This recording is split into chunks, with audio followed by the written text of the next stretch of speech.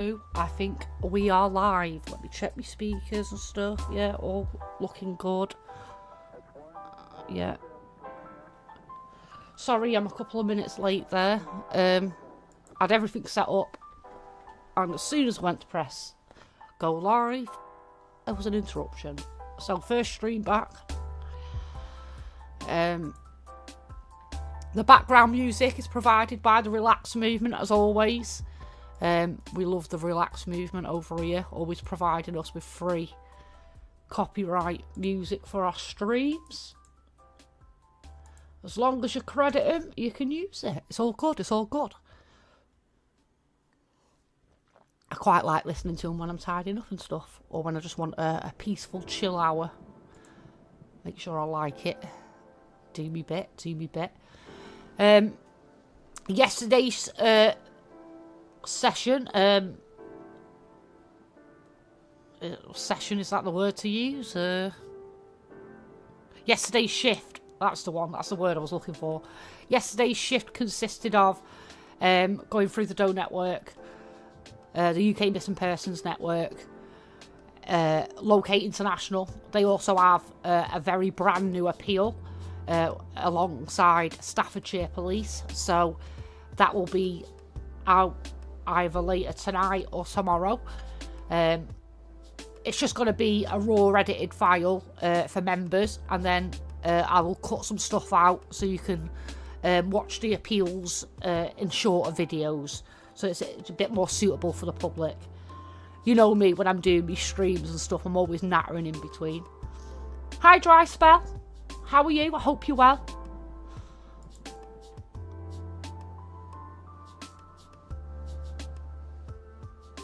So I'm just gonna have a look at me alerts just to see what's going on in the world of missing people. So we've got an appeal it's been published by the Telegraph and Argus. The Argus. I think it is actually pronounced Argus, to be fair. Not too bad. Trying to toddle on. I'm doing high intensity cognitive behavioural therapy, and I'm near the end of it now. Hopefully get some therapy after that as well, because I'm being signposted to that, so that'll be quite useful. Because I'm struggling with certain bits, but I was having a good old think about it last night, about like how what I've improved on and what I haven't. And as you know, I've had a bit of a problem hitting my own head and stuff. And I'm sure that the medication I was on really wasn't helping. It really sent me scatty. Wasn't the best, you know. And it's hard to distinguish when you're going scatty. In the middle of being scatty, it was. I've got to stop saying that. It means something else, doesn't it? Darn! I've got to stop saying that. But I had that problem with head hitting, but I was doing cognitive behavioural therapy for skin picking, because I've still got issues with it now, but I'm doing really, really well. There's so many different things that I've got to do to try and keep my hands away from my face, and I'm just looking at my screen and I put my hand on my ruddy face, but at least I'm not scratching or doing.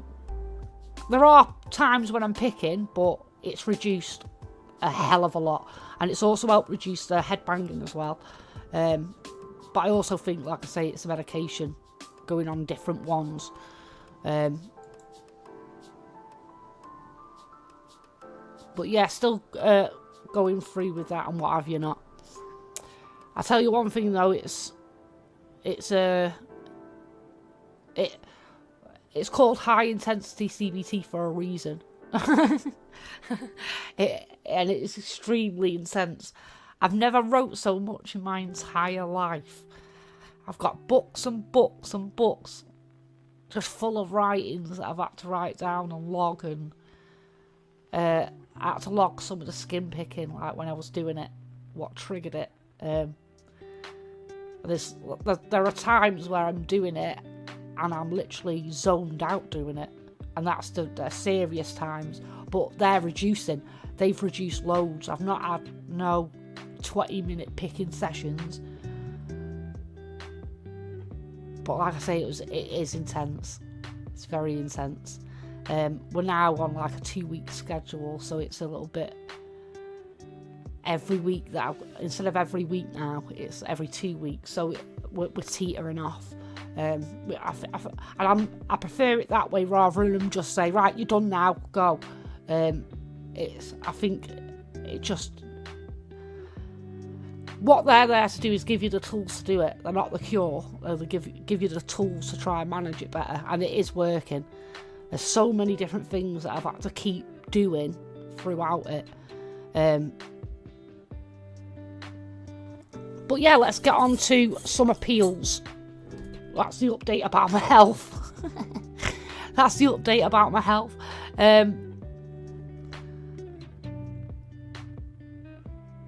So,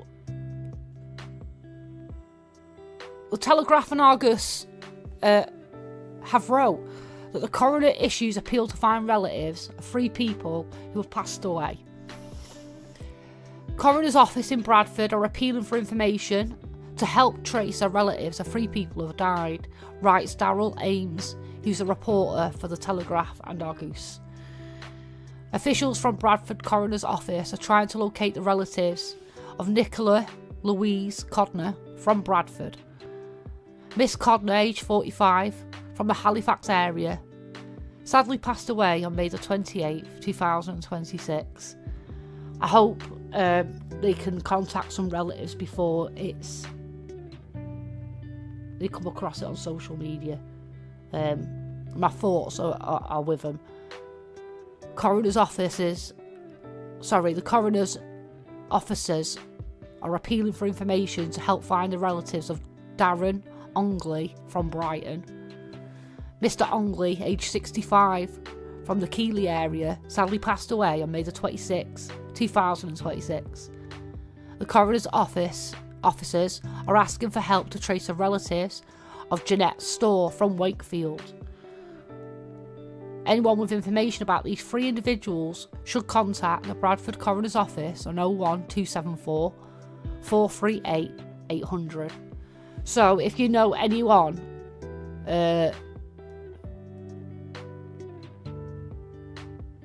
with those surnames, maybe give them a bit of a heads up.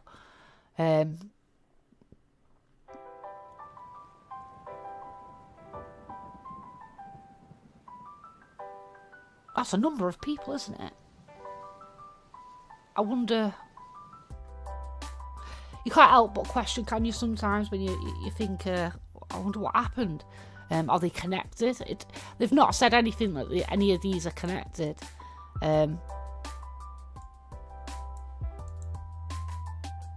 It's just unusual to have 3 in one report. So let's have a look next. Oh, the next news that I've got to bring you as well is the family of Ben Needham have now hired a private investigator, and well, they've hired him before, but the Greek media is now taking note of it. Tovima.com says that Kerry Needham turns to the Greece-based detective firm to access long-sealed local police files, calling it her last chance to learn what happened to her son 35 years ago. It's so alien to believe that it's 35 years ago. New information may soon come to light regarding the disappearance of little Ben Needham, as the door appears to be opening to the release of classified case files that remain sealed to this day. His mother, Kerry Needham, has taken a significant step toward recovering the forgotten documents, which she believes contain critical information dating back to her son's disappearance nearly 35 years ago. And as she puts it, this is most likely her last chance to find out what happened to her child, whom she fears was taken by a child trafficking ring and subsequently placed in an illegal adoption. Ben was just 21 months old when he disappeared on the island of Kos in July 1991. The family had moved there from Britain for a fresh start near Kerry's parents and brother, who already lived on the island. Kerry is now 53 years old. She's from Sheffield. And she said that South Yorkshire Police, which has coordinated the investigation from the beginning, recently informed her that they're scaling back its involvement in the case. And I've got to admit, that's devastating news. Absolutely devastating. When you see, like, how much effort they put into the case of, like, Madeleine McCann, and so they should. I want to see the same effort with every single case, though. And it shouldn't be where the public are in a position to feel like one child is placed above the other.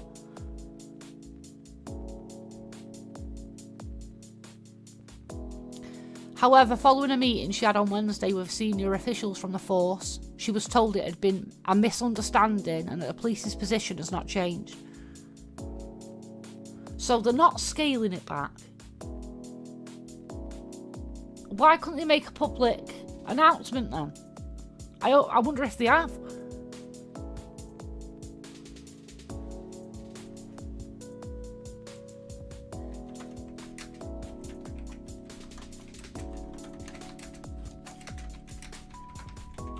Let's have a quick look. Oh.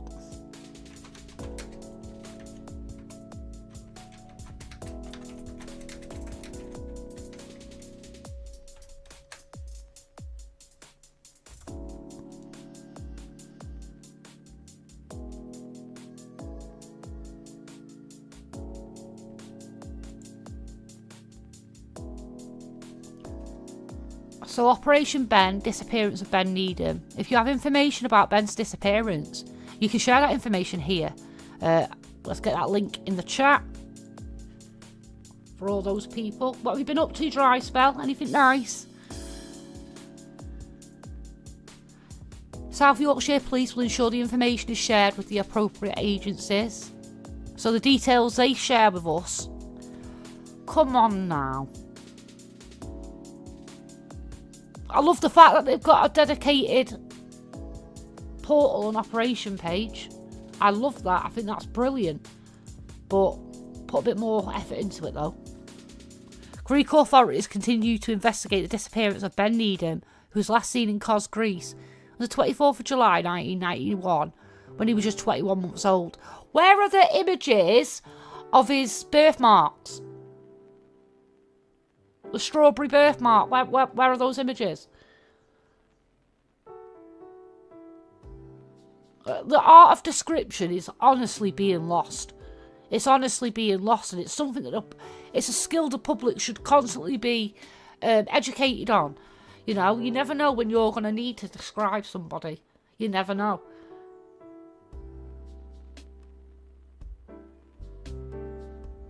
I think a good exercise to do is when you're walking around town or you're going down the street or you go to shop, you see someone, in your head just try and describe them. I think it'd be interesting to see how other people describe themselves and to see if a police description would be similar. I'm really interested in how people are described because obviously there's a connection there with how people are identified. We need those descriptions. It's extremely important. And it is an art. It truly is its own art form to be able to describe somebody correctly. It's a very skilled art form. Because when you're describing somebody with words, you paint a picture in someone's mind. It's not... And like I say, it's a very unique form of art in my point of view. But it's a skill that's, I believe, is being lost. The investigation into his disappearance remains open, and South Yorkshire Police actively supports the Greek authorities in this international investigation.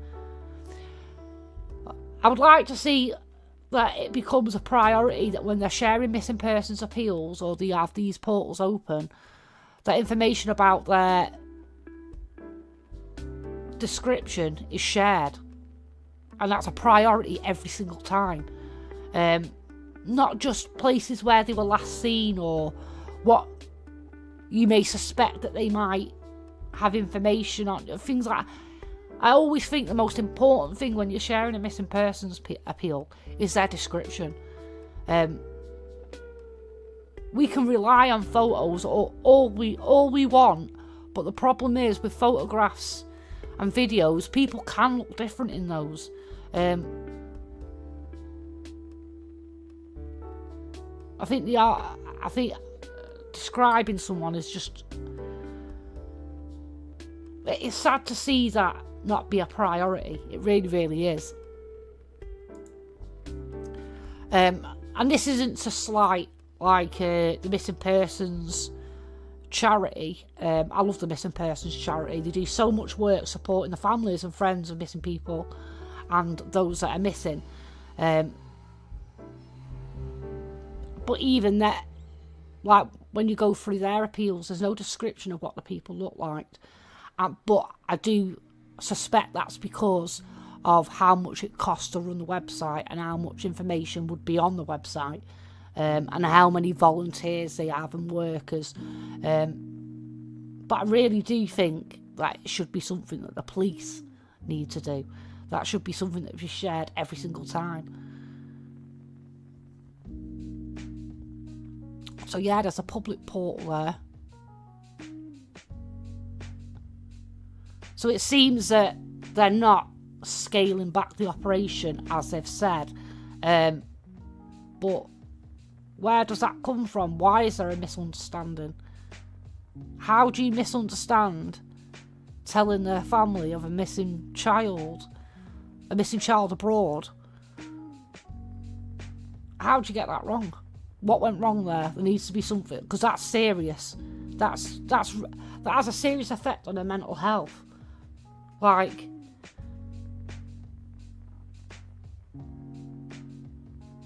you hear a talk about, you read her speaking about how it's her last chance, and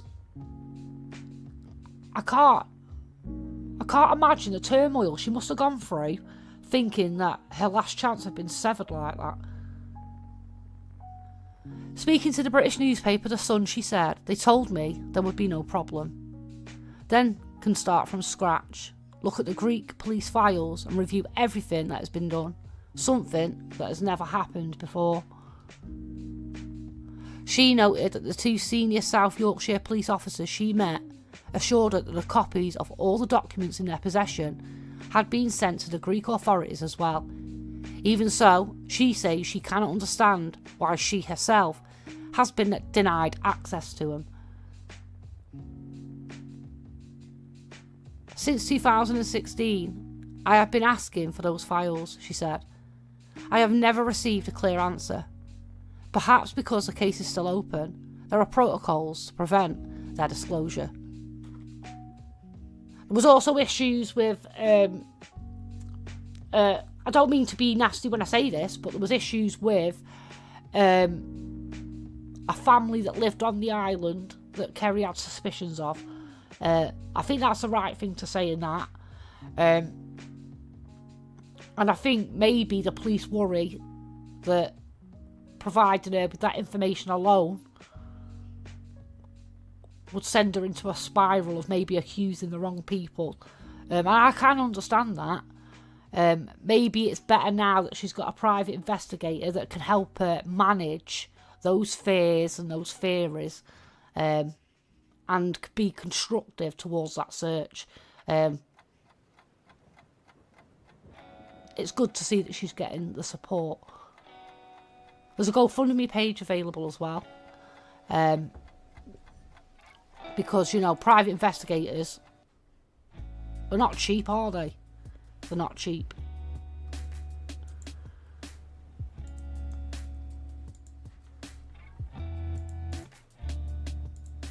But how amazing would it be in our lifetime for something to Oh, it's not letting me share the GoFundMe. It's alright. It's alright. I can share it. Ain't nobody stopping me. Ben's GoFundMe. It's in the description. Ain't stopping me.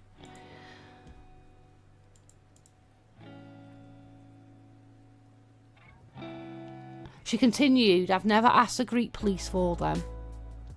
I assumed they would be in Greek anyway, so I wouldn't be able to read them. And they would need to be translated, which is something the private detectives can help with. She also understands the records will include statements given by several key witnesses, as well as notes and investigative directions recorded by local detectives immediately after Ben's disappearance. I think absolutely hiring a private investigator. I hope it's someone that's skilled and genuinely wants to do it for the right reasons, you know. And that they are able to constructively manage his case and help Kerry do that as well. She's done a fantastic job over the years, hasn't she? Highlighting Ben's disappearance, even though, you know, I felt like we were gaslighted by the media to believe that Ben had been found or there had been some kind of answer. Kerry also wants to see exactly what happened during the operation, which witnesses came forward and what they said. And as she points out, for years I've been told I should have access to the files, but I still haven't seen them. She also believes certain witness statements need to be retaken due to inconsistencies, and she also wants to locate former officers who were involved in the 90s investigation.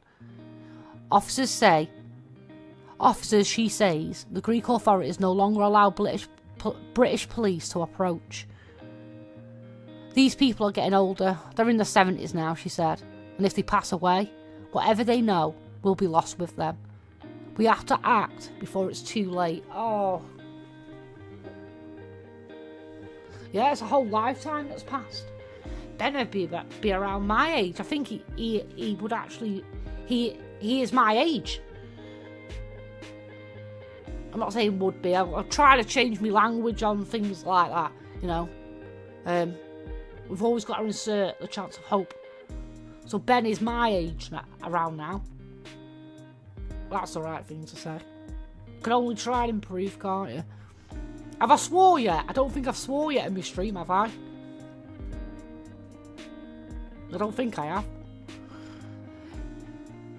She believes certain witness statements need to be retaken due to inconsistencies, and she also wants to locate former officers who were involved in the 90s investigations. Officers, she says, the Greek authorities no longer allow British police to approach. Kerry hopes the private investigator team, which estimates it will need around €20,000 for the inquiry, a sum she is trying to raise via GoFundMe, will be able to locate and speak with key individuals connected to the case.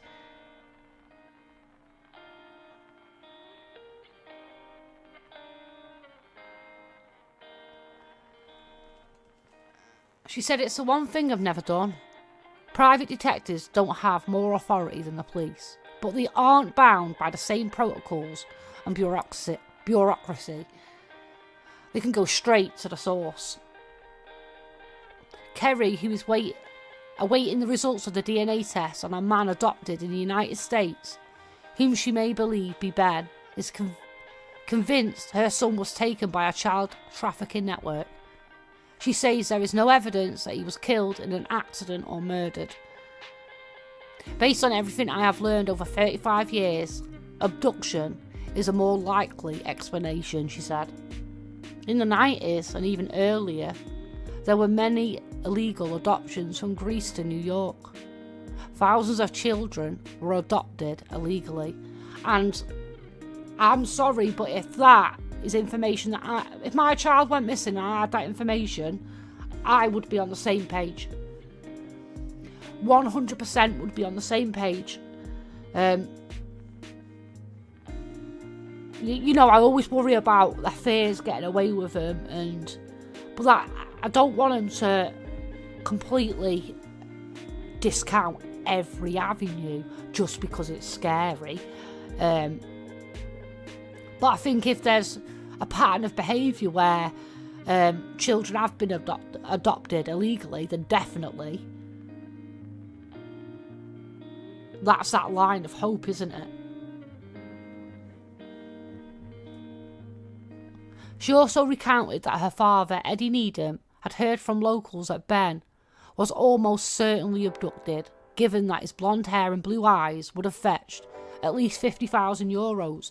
And I know during the 90s there was definitely, when families went on holiday abroad to places like that, they always said to families, if you've got blonde-haired kids, especially little girls, keep them by your side, don't let go of them, right? Whether that's a biased thing to say or a racist thing to say, I'm really, really sorry about that. But that's what happened in the 90s. We were warned of that. And it's like Ben's case was the one that represented those fears, genuinely. It's not far-fetched. It's something that went round the mill for loads of people. I remember hearing it as a kid, definitely. The 90s were an era though, weren't they? I would never like them back. They were, although it was full of cute things and what have you not, the Spice Girls and all that. Great era for arts and entertainment, but for true crime, it was horrific. I would give every bit of music and MTV and Cartoon Network up for a better bloody way to investigate. I'll tell you that now. For more cases to have been solved. What a weird phrase that was. Kerry draws hope from the recent cases of missing children found alive after decades, such as those as Christina Marie Plant and Audrey Beckenberg. These things happen, she said, and it's terrifying, but it's a reality. If these witnesses are gone, the truths and the lies will go with them, she added. This case has consumed my life since I was 19 years old, and I have lived with this, and I am not going to stop or give up. I truly believe that, and she's truly showed that. For 35 years, she has dedicated every waking moment, and it's just horrible to see that we're not having the same support from the police. Yeah, there has to be a case that has got more support than everybody else because of Leeds and all of that. I do understand that. But it just feels like there's a clear divide. There's a clear divide in support for Ben Needham's case and for the Madeleine McCann case. But then we also have to say that, you know, they've got a suspect in mind. Yeah, I've got a lot of time for Kerry, got a lot of love for her, genuinely. Genuinely. I think I also feel like kind of guilty for believing all that shit back in the day. So I always like to try and... I know there's people definitely on... I've had people like message me before and say, no way, I didn't know that Ben hadn't been found. And I'm like, well, at least one person now knows that he's still missing. Job done. You know, I can... The more I say it, the more people listen. Even if one person realises he's still missing, doing the right thing, at least. God bless her. I know I'm not a religious person, but if there is one, I hope he does.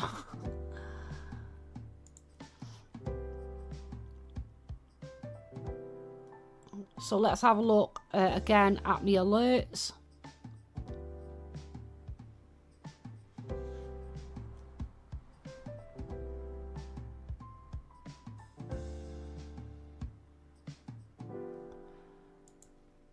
So, police are renewing an appeal for a missing man in Eastbourne.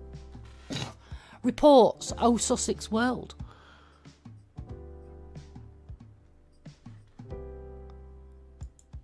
A spokesperson for Sussex Police said, we are renewing our appeal to find Fred, who was reported missing from Eastbourne.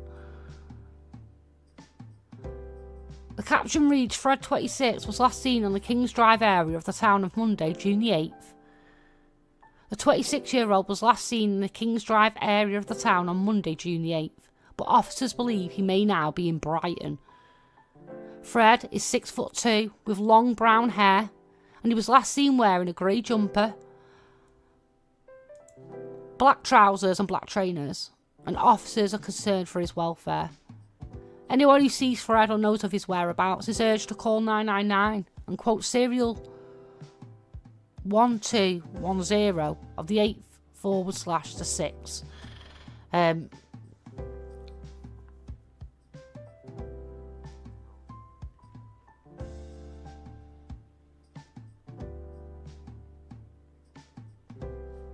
I think it's always a point to remind people when you do these appeals. It's not illegal to go missing. No one's in any trouble for being missing. But it's also a good point to make that, you know, everyone deserves some time on their own.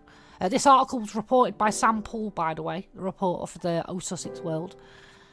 I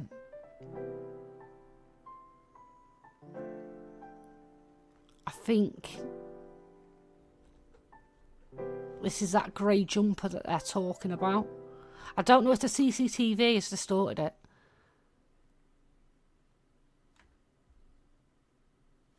And it must be frightening when, if you're in a state of whatever it may be, rather than just assume. Or if not, you just want some time apart. I can understand how it can be difficult to speak to the police and even charities. But there are many ways to gain that support. I find there's a lot of support groups for men in local support groups, in local community groups on Facebook, places like that. There's walking men's clubs, walking men's sheds and stuff like that. I think a lot of people that suffer from mental health issues, if that is the case here, finding something constructive can be really, really beneficial to your mental health.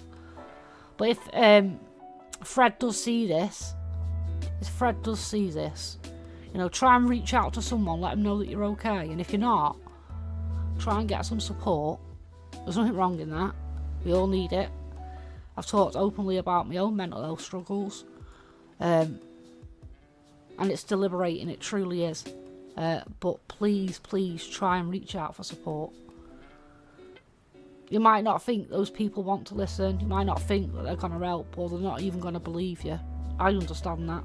I understand exactly how that feels. But don't think of it like that. Try and think of it as a lifeline. You know, I know when you go through these calls, you can analyse how they say a word, or, you know, because everything in your body is oversensitive. It's very difficult. But there is support out there.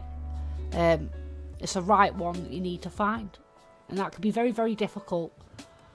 One thing I found during mental health support is a lot of the time you've got to have your own initiative, and that's difficult when you're struggling with mental health, and you're even struggling to be able to do the day-to-day tasks you need to do, like even brushing your teeth, getting dressed, getting out of bed, you know, not wanting to be near anybody. But we all need support at some point. It's not anything to be ashamed of. And like I say, it might be difficult to ring those people, but just do it. It acts as a lifeline. It just, even if it's 30 minutes a phone call, it's 30 minutes, but you're safe for. You might not feel it in that moment. You might be terrified. One thing I have found is, in moments of pure panic, using a technique called 5, 4, 3, 2, 1. Really useful. Can be difficult, because when people give you techniques, you think that you've got to follow it to the bone, right? Not all the time, can you? Life doesn't work like that. So the 5, 4, 3, 2, 1 technique is 5 things that you can see. I always found that one quite easy. It's quite easy to look around. So what you have to do is you have to say things like, my microphone, it's long, it's slender, it's red, it lights up, it's got a string on it, it's got different volumes, it's got buttons on the back, I connect my headphones, and it's just a couple of moments to try and distract you from that thought process. And then you try and switch it on to something else. My cup of tea, it's warm, I can feel it. It's a brown colour in a green large mug with a wide mouth and a large handle. It feels smooth, it's hard, it's in my hands.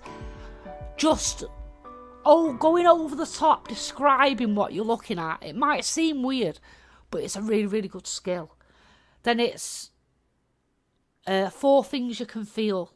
And that one could be a bit difficult because you might not have 4 different things that you can feel at the same at one point. But there are a number of things on yourself that you can feel, like your hair, your eyebrows, or your skin, or your clothes, the floor. There's always a floor.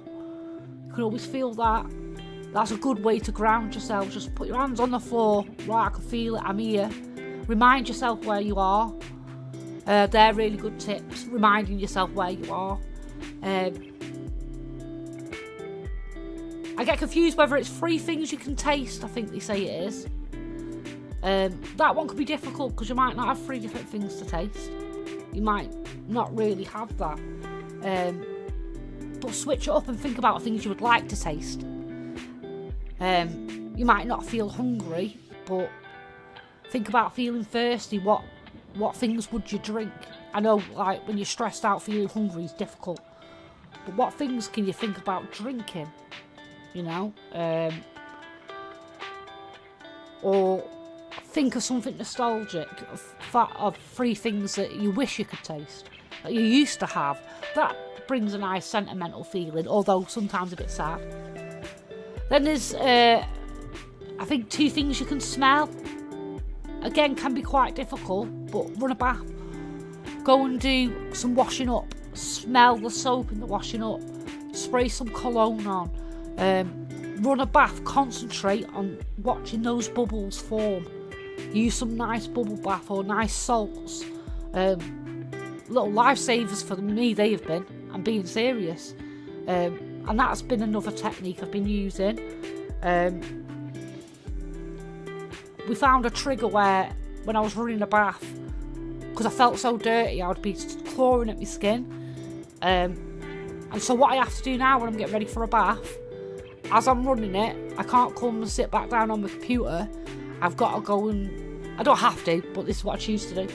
I have to get my shampoo, put it in the place that I need it to be, my conditioner. Then I get my face care, my sponges, go and get me pyjamas, then go back down and get me towel. And I'm trying to delay any opportunity where I'm not doing nothing, where I can sit and scratch. So I'm trying to keep myself a little bit busy. So while I'm doing that, I can do a little bit of tidying in the bathroom, making sure it's smart, light a candle, smell. Another thing you can smell is foods as well. Don't forget you can smell food, like a bag of bread.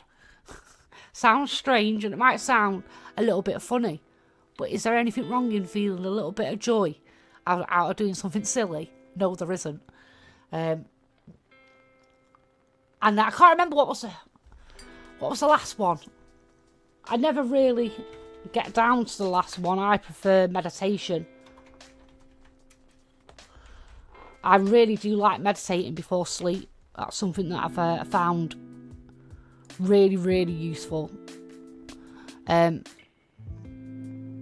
Oh, sorry, I got it wrong. It was 3 things you can hear. So again, running a bath, you can hear the water. You can even purposely make a sound. Don't forget that. You don't have to. It just has to be sounds around you. It could be you make your own sound so you can listen to it. Do you like the sound of popping one of those pokey things, or I don't know, bubble wrap, things like that? Go and do that. Go and do that. They say some of these things that you do like the sound of, put them in a box. Things that you do like the feel of, put them in a box. When you feel really, really low, or maybe even put them in a bag. When you feel really, really low, open that box and have a little play about with those things. But I really do recommend the 5, 4, 3, 2, 1 technique. It really, really is useful, and you don't have to follow it. I think some of these techniques you set up in your own head a list of rules that don't exist. For instance, when I was doing meditation, I felt like I weren't allowed to move at all. I thought that's the rule of meditation, you're not allowed to move. Not at all. Stupid way to think. Right? But you genuinely create these mad rules in your head. You think that if you turn it off and you go to the toilet, you've ruined your meditation session. No, you haven't. It's cool. You're allowed to do that. There's no one telling you. No. So yeah, went off on a bit of a tangent there, but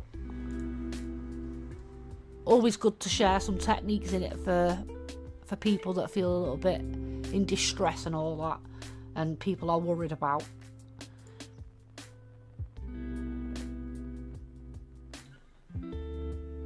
Yeah, just gotta keep trying those things, haven't you? Not everything works for everybody. Some will find meditation just they haven't got the time for it, or they haven't got the space for it, which is, there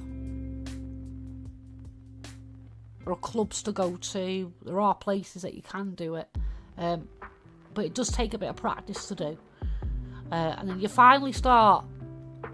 It's when you finally start getting into it, you start feeling I've still not got. I feel like there's a part that I've missed that I've not had yet.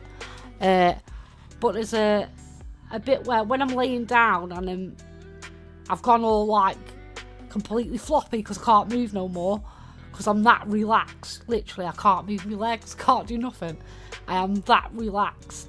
But it feels like that I'm going to drop off something, and I'm really scared about it. It's really scary. Do you know when you're in a dream and you fall over and you wake up with that jolt? That's what it's like. And I feel like that I'm going to just pass through the earth. It's so strange. It's so strange. I don't know what's going to happen if I let that go. It's scary. But interesting. Very, very interesting. So let's hope they find Fred. Or Fred reaches out for support.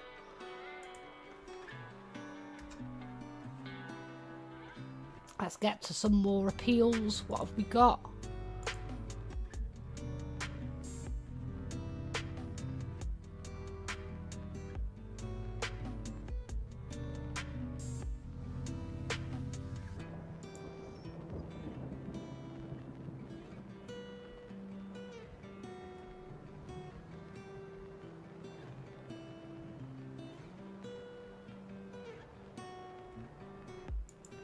Oh no, don't want that one. Oh, I had one early this morning as well. A man's body has been found in the River Freshney in Grimsby. Humberside police said the death is currently being treated as unexplained. A Worcester man drowns in Norwich River after a night out. Oh.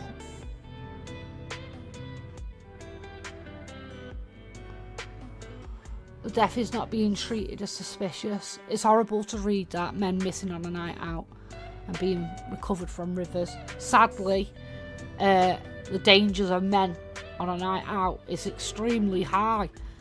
You wouldn't think rivers and waterways were such a danger to men on a night out.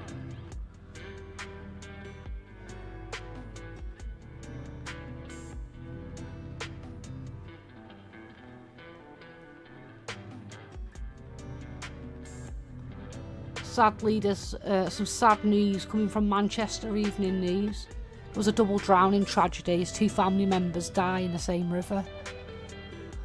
Michael Scott's brother Andrew and his grandson Tyler both died in the same West Yorkshire river, which was reported on the 9th of June 2026 by Lucy Thornton and Lee Grimsditch for the Manchester Evening News. A family devastated by 2 separate tragedies involving the same waterway are supporting a campaign for greater safety measures following the most recent sickening deaths. Grandad Michael Scott thought he was having a nightmare when his daughter Zoe rang him in hysterics to say her 16-year-old son Tyler Wilson was in the river. I couldn't believe it was happening again. I felt like I was dreaming. It was unbelievable. I couldn't believe history was repeating itself, he said. Oh no. So, 2 separate incidents. Rivers are so unforgiving. This is why I'm so highly against cold water swimming. You know? Without any safety measures, I mean. Like, I'm not wanting to ban it completely. I just believe that the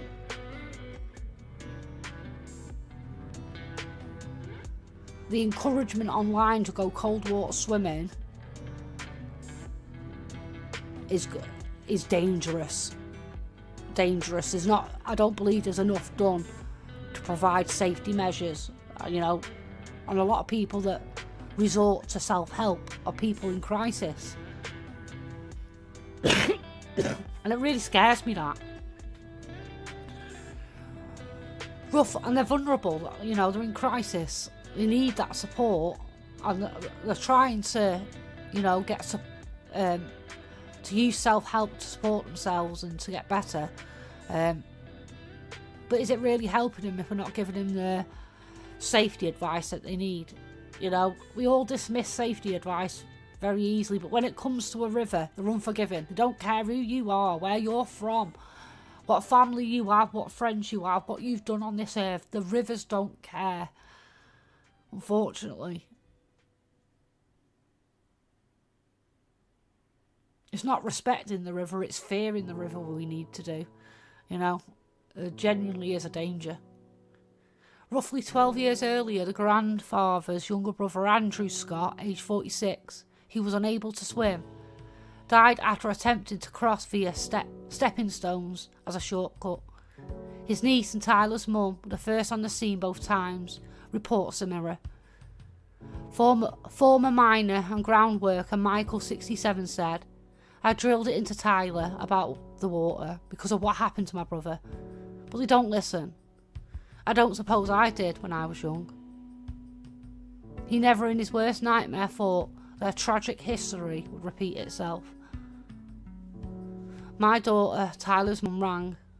I couldn't even understand her. She was screaming, and I just remember her saying, he's in the river.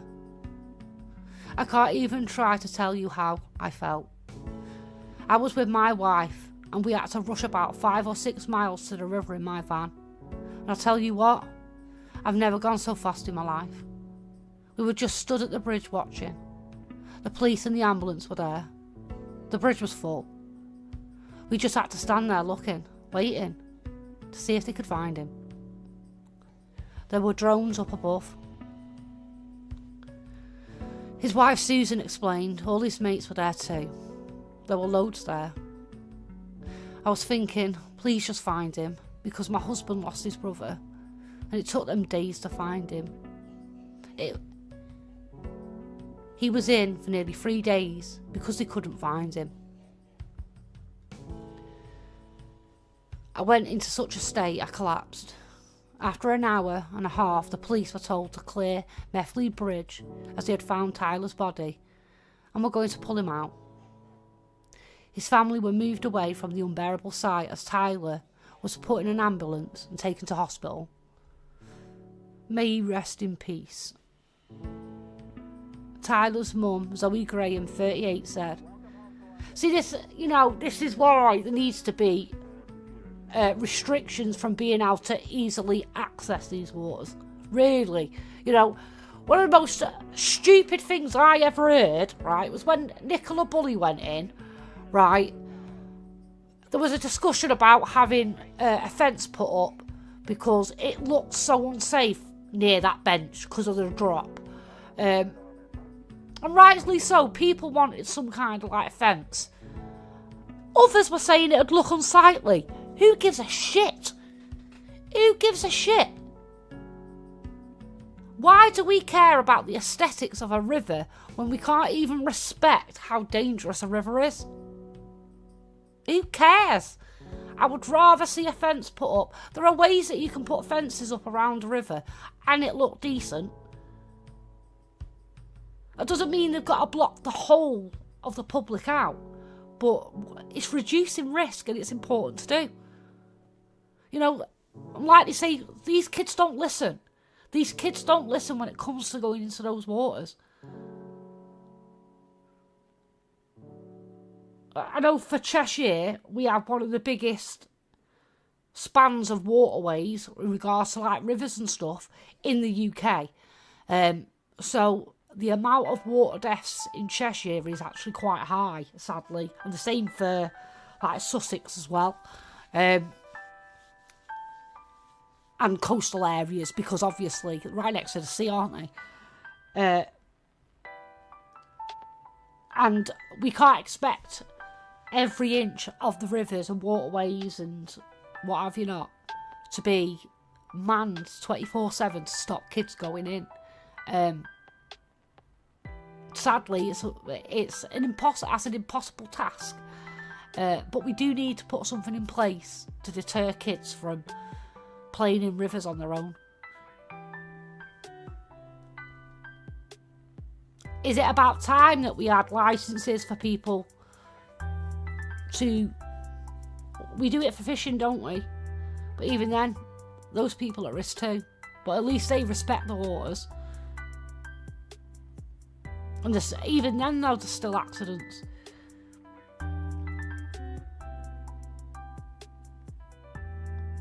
Tyler's mum, Zoe Graham, 38, said it was horrendous. They found him, but he wasn't alive. He was gone. I went to the police and followed the ambulance to the hospital. It was horrendous. Absolutely horrendous. I wasn't allowed in the room on my own because I went into such a state and I collapsed. I was in a wheelchair and it was horrible. The worst experience of my life. It massively affected us. The hurt, the pain. We have to live with this daily. It took a massive, massive piece of our heart away. I just still don't get it because he knew the danger because of my uncle dying. I drilled it into his head every day because I couldn't go through it again. Sometimes the need to impress your friends or getting lost in fun does let your guard down.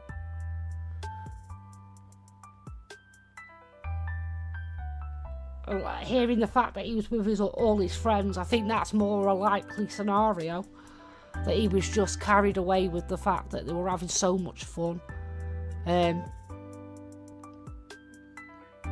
don't think it's a slight in any way.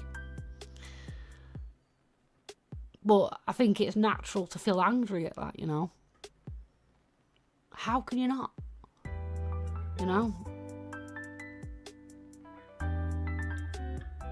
But I think deep down she knows. It wasn't a thing to slight her.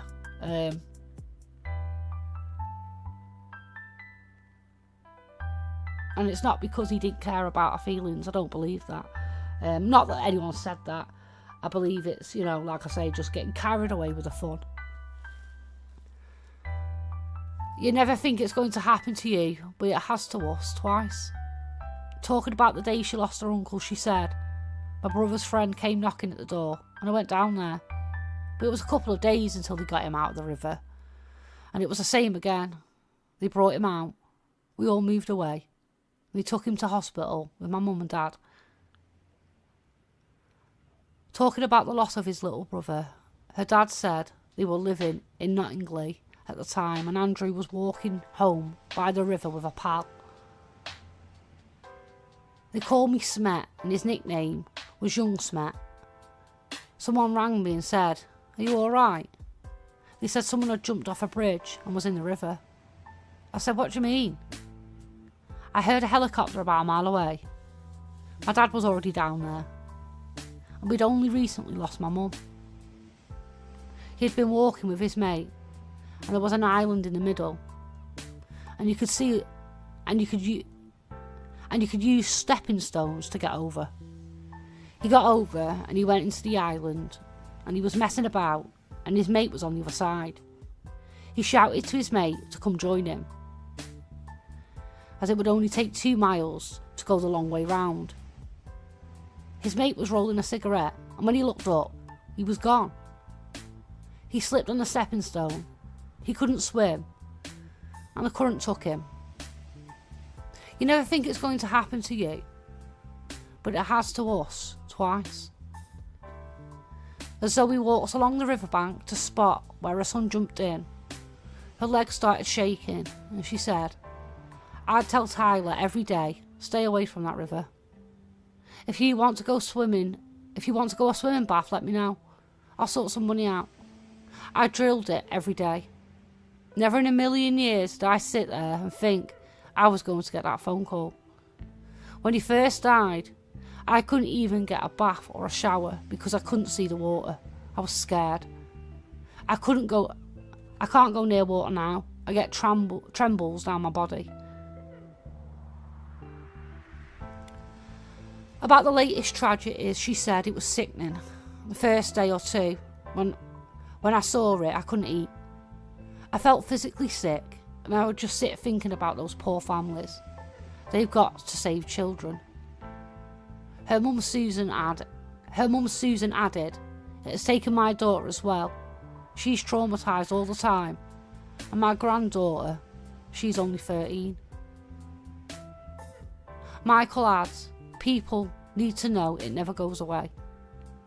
It's been 3 years since we lost Tyler, and it's like it was yesterday. It's all the family it spreads out, the friends. It affects so many people. One family grieving is one too many, and every year, on average, we lose a classroom of children. Just imagine that for a second, a classroom of children disappearing, and each child in that classroom is assigned to a river or an open waterway.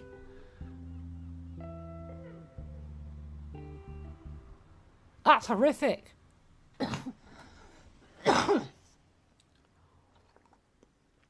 I'm sorry to get you to imagine that, but, you know, we're the British, aren't we? We're kings of, I don't know what happened there.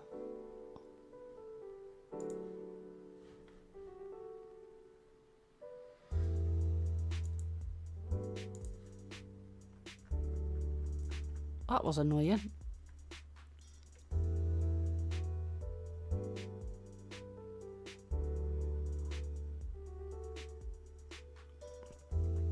One family grieving is one too many, and every year on average we lose a classroom of children. The Mirror has launched Save Lives for Sam campaign to stop these catastrophic deaths.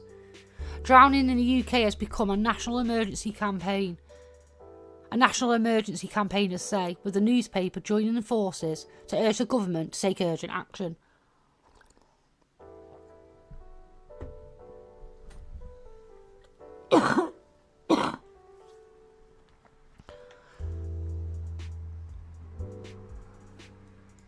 What are their demands?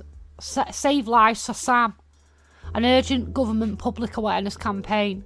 Ahead of the summer holidays, targeting parents and children on TikTok and other social platforms covering life-saving techniques, information on cold water shock, and how to avoid diving in the water. 2. Water companies and organisations responsible for high-risk water bodies. Fuck yes! Yes! Definitely definitely an issue, and definitely, I swore, sorry.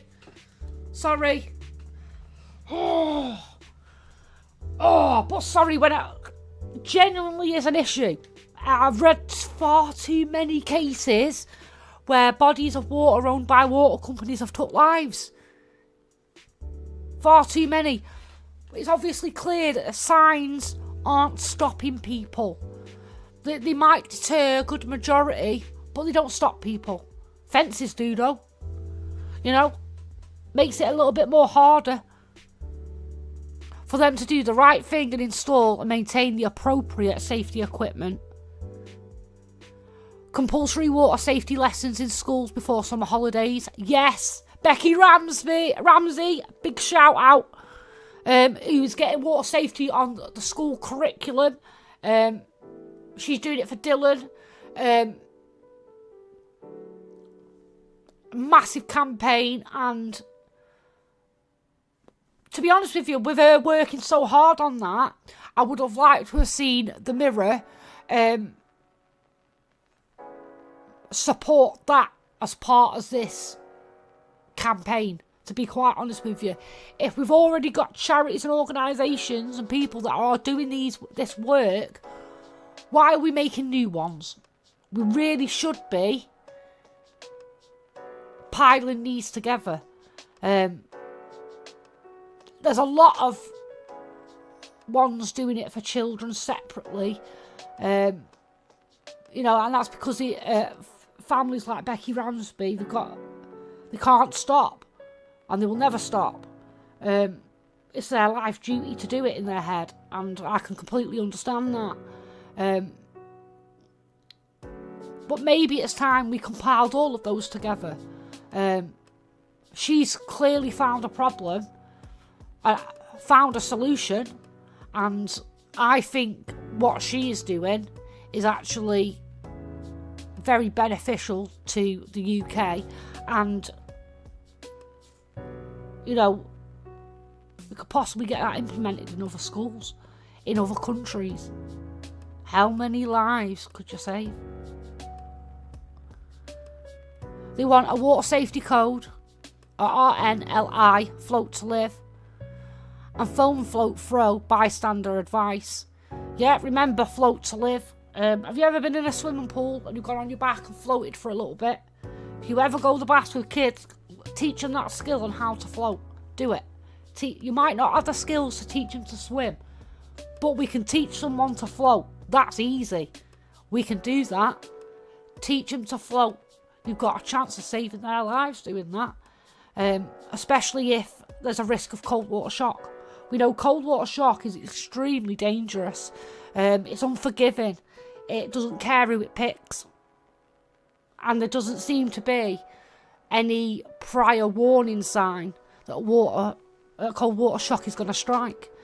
And when you enter a body of water and cold water shock takes over, it can send your body into a spasm where you can't move. It'll seize you up, and then you end up becoming like a stone and drowning. But when you float, you're using less of your body to fight against that cramp. You have to let that go, and then you can safely float yourself to the side. Learning to float genuinely is a lifesaver. Do it.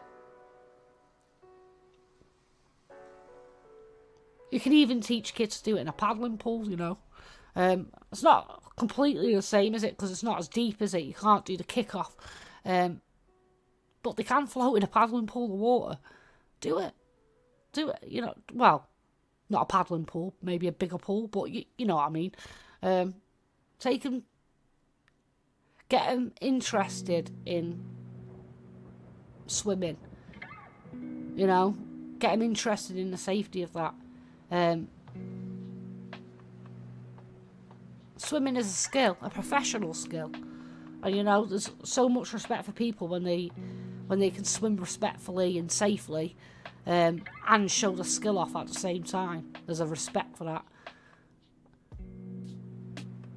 They want an introduction of Sam's Law, requiring life-saving safety equipment around high-risk large bodies of water, and tougher aggravated criminal penalties for vandalising or stealing it.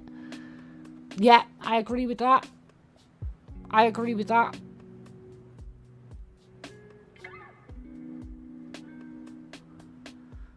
They want an appointment of a dedicated minister for water safety in England, following the approach already adopted in Wales and Scotland, as drowning must be accepted as a preventable public health issue. Yes.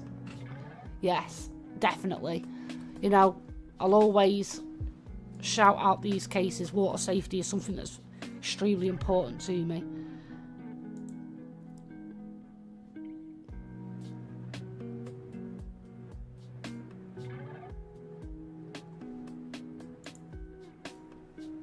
Tyler's family are also backing the campaign, with more than 500 people turned up for a balloon release after the popular teen died. His granddad told how he got his grandson into college shortly before to study bricklaying, and Michael still wears the teen's Vizzy jacket. So, the Mirror have published some kind of statistics. I always say, like with statistics and things, be mindful of how information is gathered to bring statistics to the public. You might feel like they're already providing the answer, but always do your research on that, you know.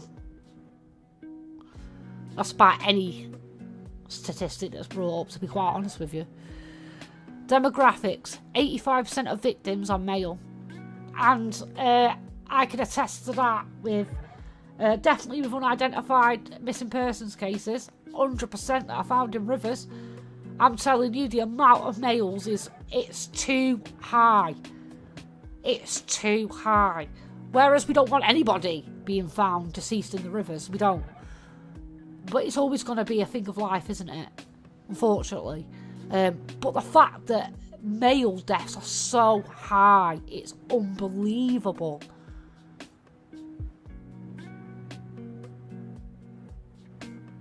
And we see a lot of those, especially on nights out. That's when they're more at risk. It's so high risk, men on a night out near an open waterway. I remember once I went to a pub once, and outside the pub was like this kind of like canal. I was wondering what... I nearly fell in that thing. Like, how is this right next to a pub?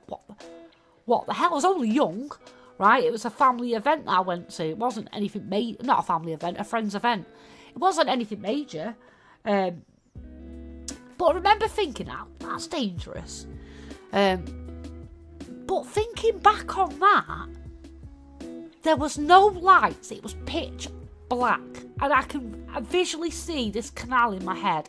And it's actually a salt canal. It's a salt thing where they collect salt. Like a salt mill. And I was like, the brickwork's dark. The landscape around it is dark. Everything about it was dark. And I was like, how's nobody died? Most probably somebody has, because it is so dangerous. Near me, there was a bridge. I nearly fell over. Police pulled me over once. Because I looked like a child, supposedly. Looked like a child walking home from a night shift, because I had a rucksack on my back and a bright blue B&M's fleece on. Looked like a child, supposedly. In fairness, probably did look like I'd just been running away from home.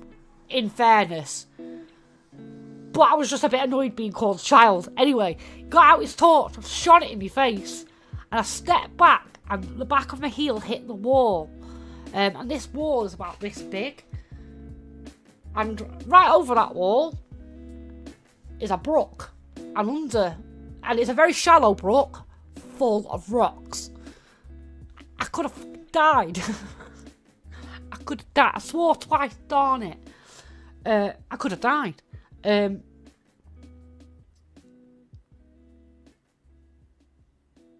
Might sound a little bit over dramatic, but it really peed me off.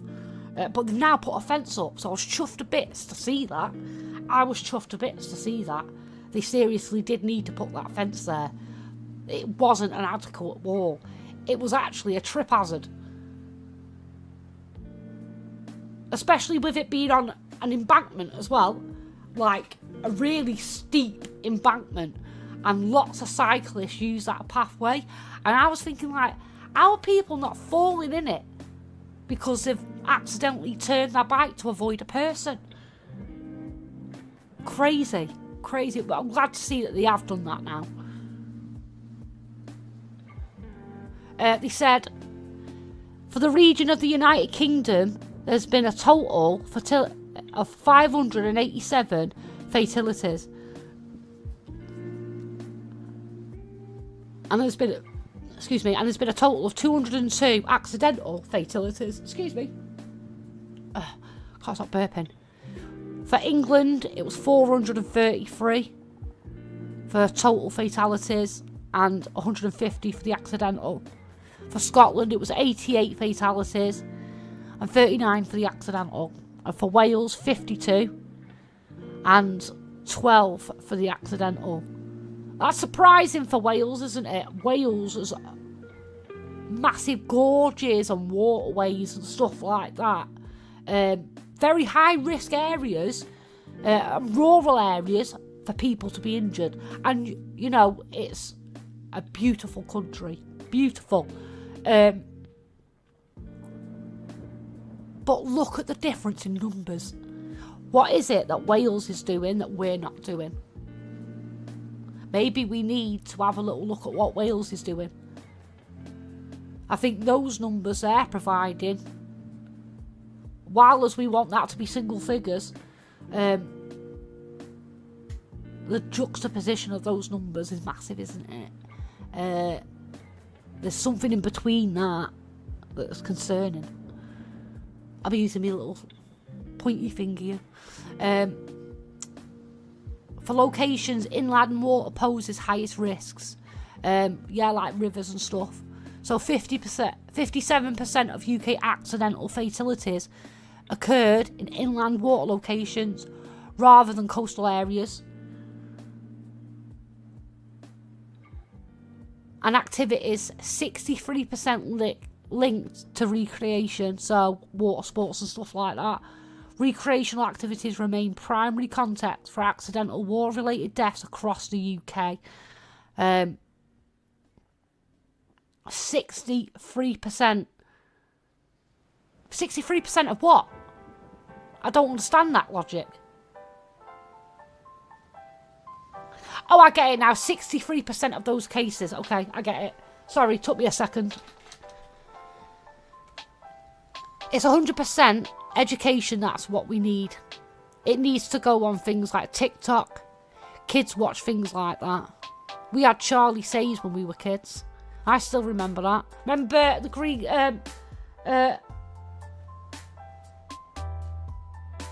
is it a Green Cross Code? Was it?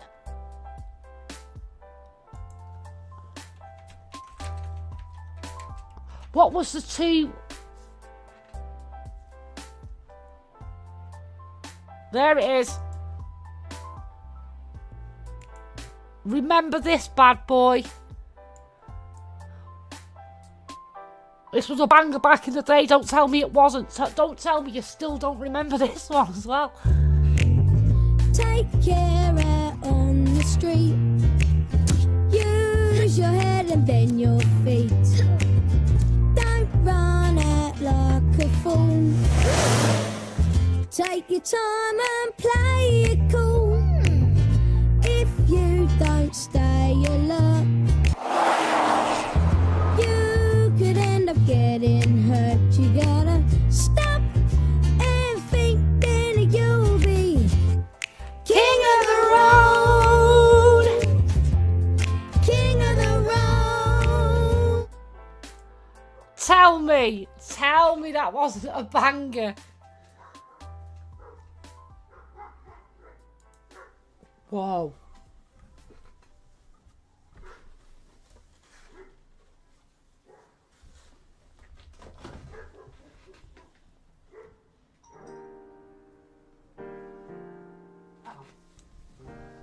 Worried then.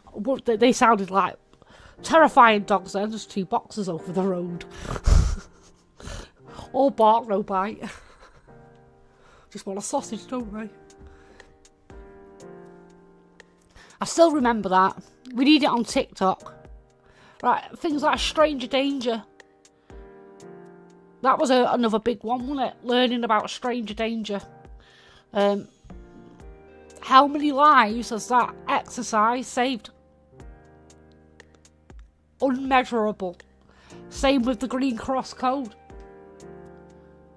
I remember, I always, like, I'm terrified of the road. I am absolutely petrified of it. Every time I cross the road, I sweat. And all the kids know, all my nieces and nephews know that when we're crossing the road, no matter how old they are, I've got to hold their hand. It's more about them comforting me than me comforting them. Because I'm terrified. And I just need to know that they're okay. And I say to them, like, when you're crossing the road, make sure you go straight across the road.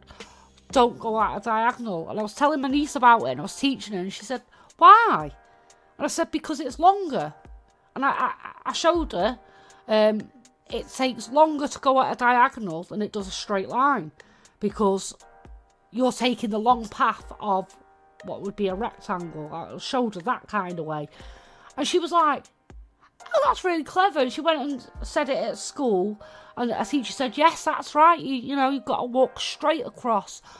No skipping, no running. You've got to make sure you do it safely. But she was like, how did you know that, Auntie Do? And I was like, well, we were taught the Green Cross Code. We were taught, like, you've got to look left, you've got to look right, look left again, and then look right. I said, do you know why we're taught that? And I explained to her that the reason that you go to school is because you've got to learn things. And the reason you're taught maths is because you've got to learn maths. It doesn't come to you as a natural skill.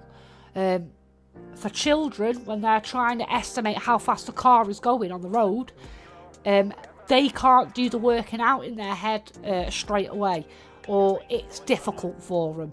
And that's why so many kids get run over, because they think that the car's so far away that they can run across the road, when in fact it's not. It's closer than they think it was. Or they've been distracted and looked one way and forgot to look the right way.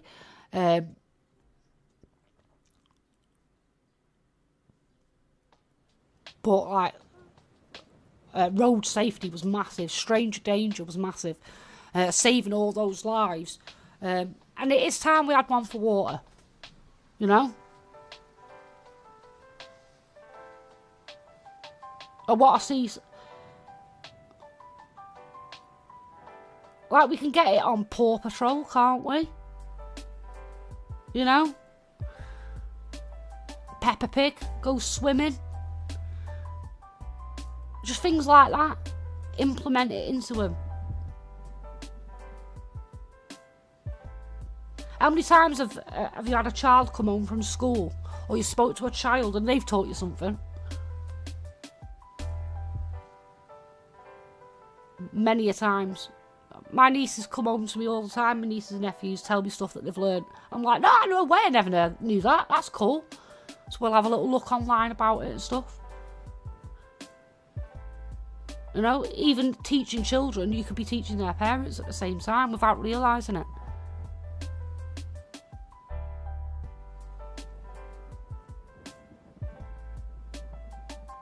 There was a thing on TikTok that I did like, right? There's a little bit questionable in a sense. There's this bloke, right? And he has this mad slip and slide. And he'll do things like why you can't jump on a bouncy ball on a slip and a slide. And he'll literally jump on the ball and he literally folds up into like a piece of paper. He's literally a stuntman, basically. And he does do it like their practice falls in a sense. But in his own right, he is actually teaching these kids not to do the silly things on these slip and slides because they're so dangerous, which I really, really think is cool. I don't know where that idea came from, but you do you, boo, you're doing good. I think some kids are going to be like, I want to recreate that. Nope. put the tarp away and the washing up liquid back in the kitchen.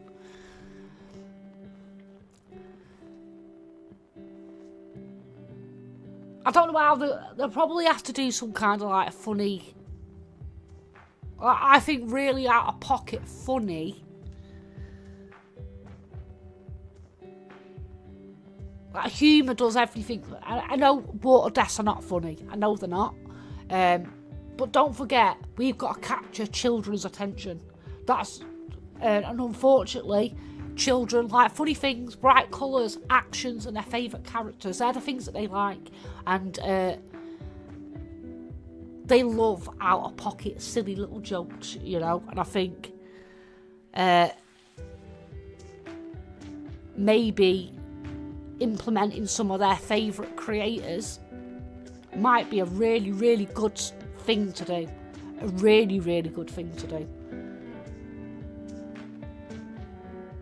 Like, I don't even think they need to do like planned videos. Like, say for instance, I Show Speed goes to I don't know, near a waterway somewhere, the River Thames. I Show Speed's at the River Thames or something, and someone says, "You want to jump in, lad?" And he's like, "No, I don't do that. Why would I want to do something like that? Have you seen how many people risk their lives saving other people? I ain't doing that shit. Get away from me, bro." Peter's on. That sends a message. Just a simple little thing like that sends a message. I think that'd be something to reward creators for, and it only helps create a better environment, doesn't it? Maybe it would be good if the government could employ some creators to do that. Those famous people that are genuinely capturing kids' attention. Instead of creating a war on social media, use it as the asset that it is. In a message to other youngsters, they plead, think about what you are doing. You don't know about currents, what's underneath the water, cold water shock. It's true. One thing that really, really surprised me, that I did know certain bodies of water had different currents and stuff. I thought that was all in the sea. When I learned about the Nicola Bulley case, I didn't realise that's actually in rivers as well. You know, I learned so much about rivers from that case. And so did so many other people. That tragic loss potentially saved so many lives. Not potentially, it did. It did. I genuinely believe it did. You know, it did make people think about water safety. But we don't need people's lives to be lost to think about that. We need more.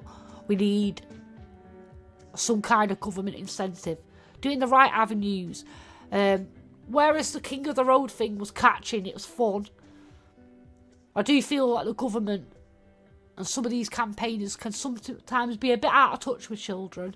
And whereas they want to spread that message for the right reasons, I think sometimes they're not always the perfect mouthpiece. I think that mouthpiece can come from those creators that really do catch their attention, from the kids' programmes. Look at how much we used to learn from like How To or Blue Peter. We were learning things at the same time being entertained. But it doesn't feel like the same now, does it, with kids' entertainment?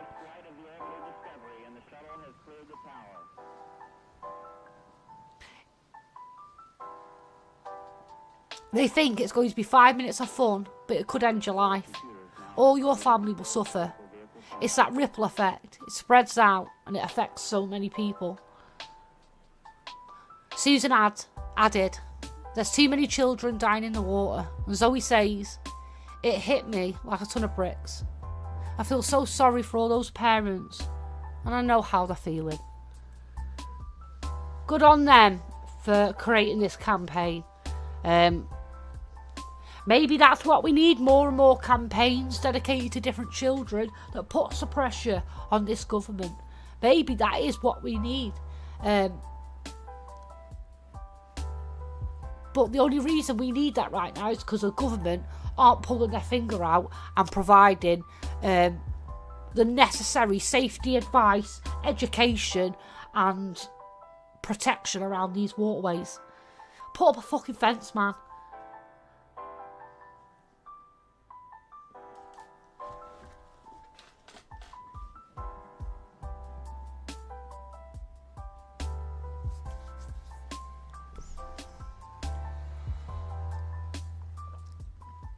I hope when... One thing I was thinking about, and I wonder, do you know these life rings that they have? I remember where the twins fell in. Do you remember the twins from Scotland? Well, I say fell in, I don't know what happened with that. I can't really remember much about that. Very fuzzy time. But, in regards to that one, I remember seeing at the side of the waterway, there was life rings. And they have these in places near the Thames as well. I wonder what happens when they remove that life ring. Does it alert an emergency service to say, right, a life ring is needed to be used, you need to get somebody out there? I think that would be... I hope that is something that does happen. I don't know if it does. But if it doesn't, can we get that thing, please? And then if kids are stealing it, you've already got somebody on the way out. And you know what? I think... I know I would... Personally, if it was me, I would take a fine any day than lose my child. And I think, you know, that's something that everybody would say. No one wants to be fined, do they? But ain't nobody want to lose their child. Take that fine any day. You know?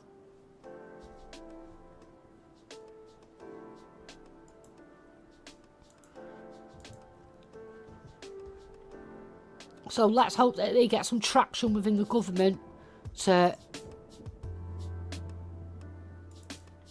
gain that support.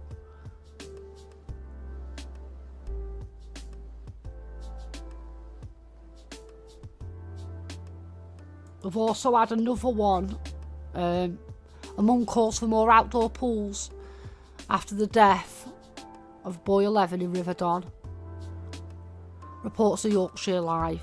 Mackenzie Swift tragically lost his life after entering the River Don in Mexborough on May the 30th.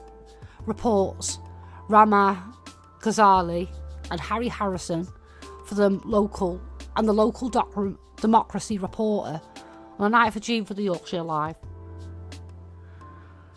Oh, a Doncaster mother of two is urging the local council to construct an outdoor swimming pool for families during hot weather, following the heartbreaking death of 11-year-old Mackenzie Swift in Mexborough. Maybe that's a good thing, actually. What if they did water events, outdoor water events? Can we not do that in local parks? Put up some paddling pools, some sprinklers. Attract the kids away from open waterways to a different location that they could still play water with for free. You know, do it for free. You know, it's the summer holidays. Throw something out. Do something. There's so much fun that could be had. Do it. If that's a good way to get kids away from those waterways, do it.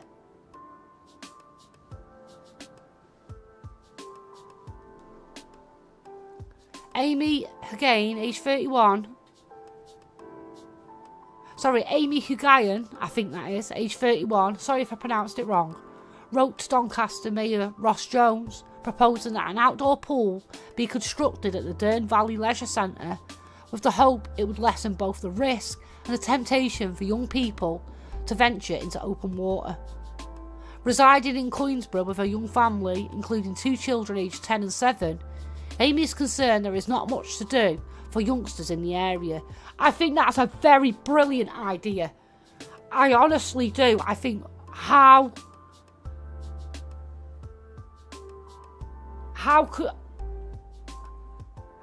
I am amazed at how some of these mums go through the worst shit of the worst pain imaginable, the worst loss imaginable, and yet they can come up with these ideas.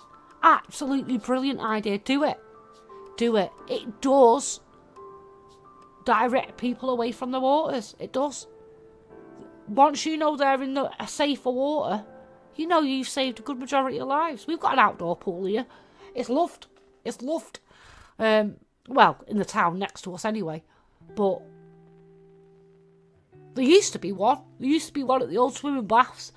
But we're currently trying to fight to save the swimming baths because it's an Art Deco building. And it's absolutely stunning. Our local swimming baths are gorgeous. Even though it's like abandoned and a mess right now, it's still beautiful. And I'm telling you, beautiful. I remember like they did the best chicken soup and the best hot chocolate there for 20p. I'm telling you, life was so good. Going for a fun day at a Saturday morning swimming and then going and getting your chicken soup and spending the rest of your pocket money at the corner shop. Oh, life was good. Life was good. I miss those open days. I miss those. They were so much fun. We never thought about going in places like in rivers and brooks and stuff because we had the swim baths. It was so cheap. It was 25p to go in. It's cleaner, you get to wear your cool swimming cosy, and you get to play with the inflatables.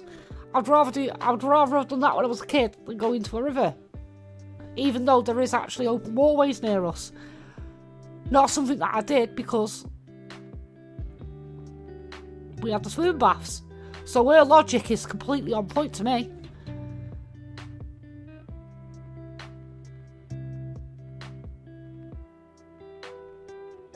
Amy highlights that there are only around 160 Lidos or outdoor swimming pools across the UK, compared to the countless open water locations and sea surrounding the British Isles. She believes that investment in outdoor pools and swimming facilities could reduce the number of children tragically losing their lives in lakes, reservoirs and rivers throughout the country. She also said, "We're asking for support from communities. It's not something that will just benefit us. The next step is for more people to reach out to the council and get behind ideas like this. Anything for kids to do in the warm weather. I think managing any kind of risk is worth it." Local residents had expected outdoor water facilities to be included in the Dome Leisure Centre when it reopened in May 2026, following a £15 million refurbishment. Yet visitors to the centre reported that little appeared to have changed, despite the significant investment, with outdoor water facilities previously promoted online by Mayor Jones quietly shelved before work got underway.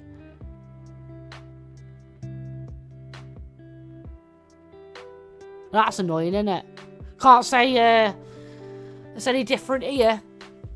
If you ever want to come and visit Crewe, come and visit our multi-storey car park. I'm going to put out a petition next week to get another one. It's such a monument to Crewe. Everyone uses it. It's so popular that people would rather use a multi-storey car park than open businesses. There's nothing to shop for in town anymore. Unless you want a coffee, a pasty, or... what else can you get? Your haircut. There's not much. There's a few little shops now. But... kind of like erected it in the wrong place. Oh, I love saying erected. In the wrong place because a multi-storey car park should have been the other side of town, where they actually need one near the train station. Because it's a business area, so a lot of companies have got a lot of offices there and stuff, and a lot of the employees of those offices get fined because they've got nowhere to park. So they have to, and I know people that have purposely parked where they know they're going to be fined because they can't afford to lose their job. That's not right. Why the hell did we put a multi-storey car park in the town centre when we haven't even got enough shops to cover it for one, right? We've got... I'm going on a tangent here, ain't I? But we've got the retail unit, the other side of town, which that... again, why is it not up there? I don't know. That gets more traction than a town centre. But really, it should have been up near the station. It is actually quite a nice car park. It is actually quite cool. But it's just in the wrong place. It didn't need to be there. Would rather have seen them put money into improving the town first.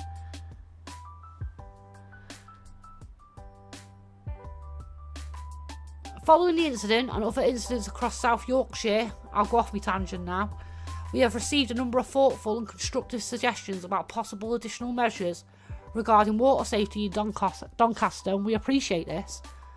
We are working with relevant agencies including South Yorkshire Fire and Rescue, the Canal and Rivers Trust, the Environmental Agency and local organisations to look collectively at what can be done to help reduce such incidents. Currently, Doncaster does have an outdoor natural lake pool in Hatfield, which provides safe outdoor swimming sessions. However, all correspondence and suggestions that we have received will be considered by the relevant council services and partner agencies. Will it be swept under the rug like the last one then? Without telling anybody? They didn't find out till it opened that they weren't getting the outdoor water facilities that you had promised them. Where does that money go to? Why was it shelved? I'm kind of angry at that. I'm really angry at that. That's not right, that. Could have prevented a death there.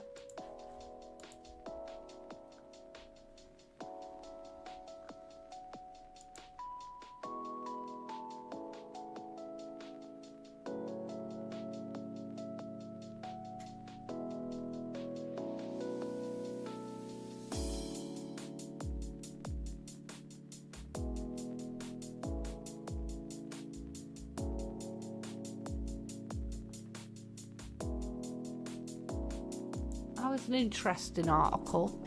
Woman believes bones discovered in Lincrest Drive belong to her father, missing since 2024. So this is news for Jax for Jacksonville in America. A Jacksonville woman came forward after human remains were discovered on a Northside street, saying she believes the bones belong to her father, who has been missing for more than 2 years. Shateria Porter filed a missing persons report for her father, Roderick Porter, in March 2024. She said he lived in the same house on Lincrest Drive where investigators uncovered a trail of human bones. Porter said she learned about the discovery from a family message late in the evening. She said, "I was at home, it was late in the evening, it was around 9:23pm. I got a message from a family member on my father's side, and he just asked me, had I seen the news? And Porter said, I instantly responded, the news about what? She said she searched online and immediately felt a connection to the story." Oh, right, I know that feeling. Not the same incident, but have you ever opened up scrolling through social media and you see something and you go, why do I feel like I'm going to open this and know who the person is? I've had that happen. Horrible feeling. I just googled and seen there were remains in the yard. It's surreal, I'll tell you that now. I just googled and seen the remains in the yard, and before I even knew the address, I just felt that it was my dad.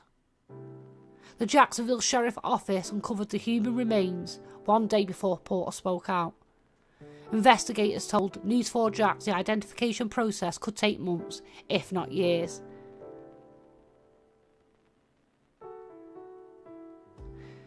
JSO had not confirmed whether the remains belonged to Roderick Porter. Anyone with information about the case is asked to contact JSO at 904 630 0500. The author of the article is Janice Harris.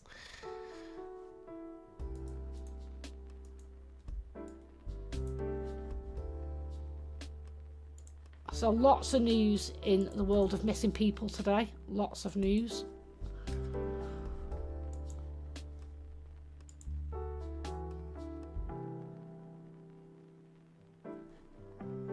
A man's body has been found in bushes in Canyon Drive in Kent. Man's body found in bushes near Canyon Drive, says the Kent Reporter, in an article by Steve Hunter.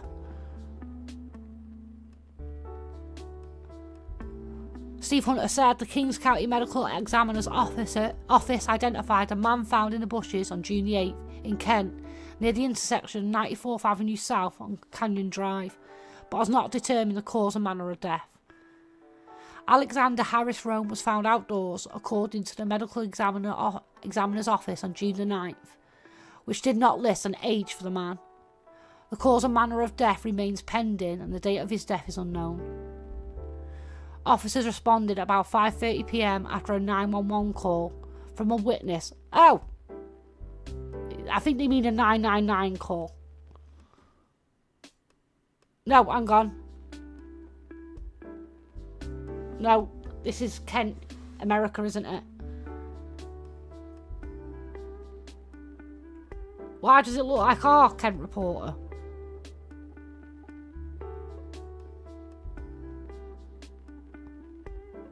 Okay, officers responded at about 5:30 p.m. after a 911 call from a witness who discovered a body in the bushes, according to a June 9 Kent Police news release. Officers found the remains of a man.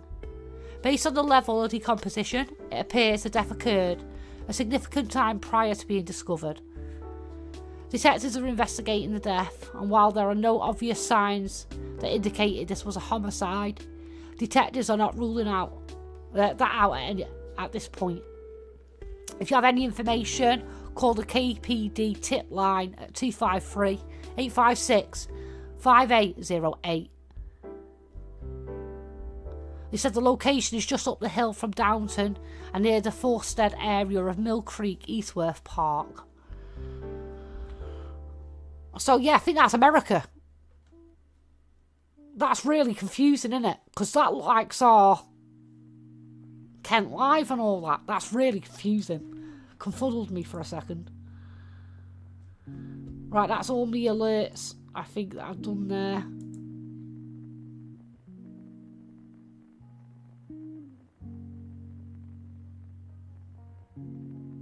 Yeah, that's that done there.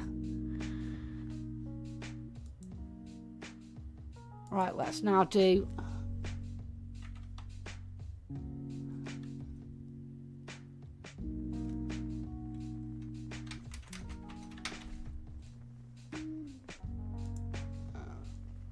let's check the missing persons unit. We've got no new cases. Good to see.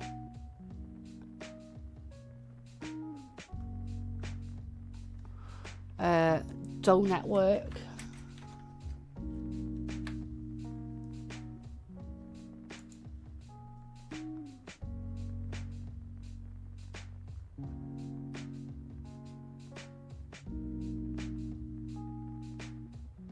Oh, June the 10th!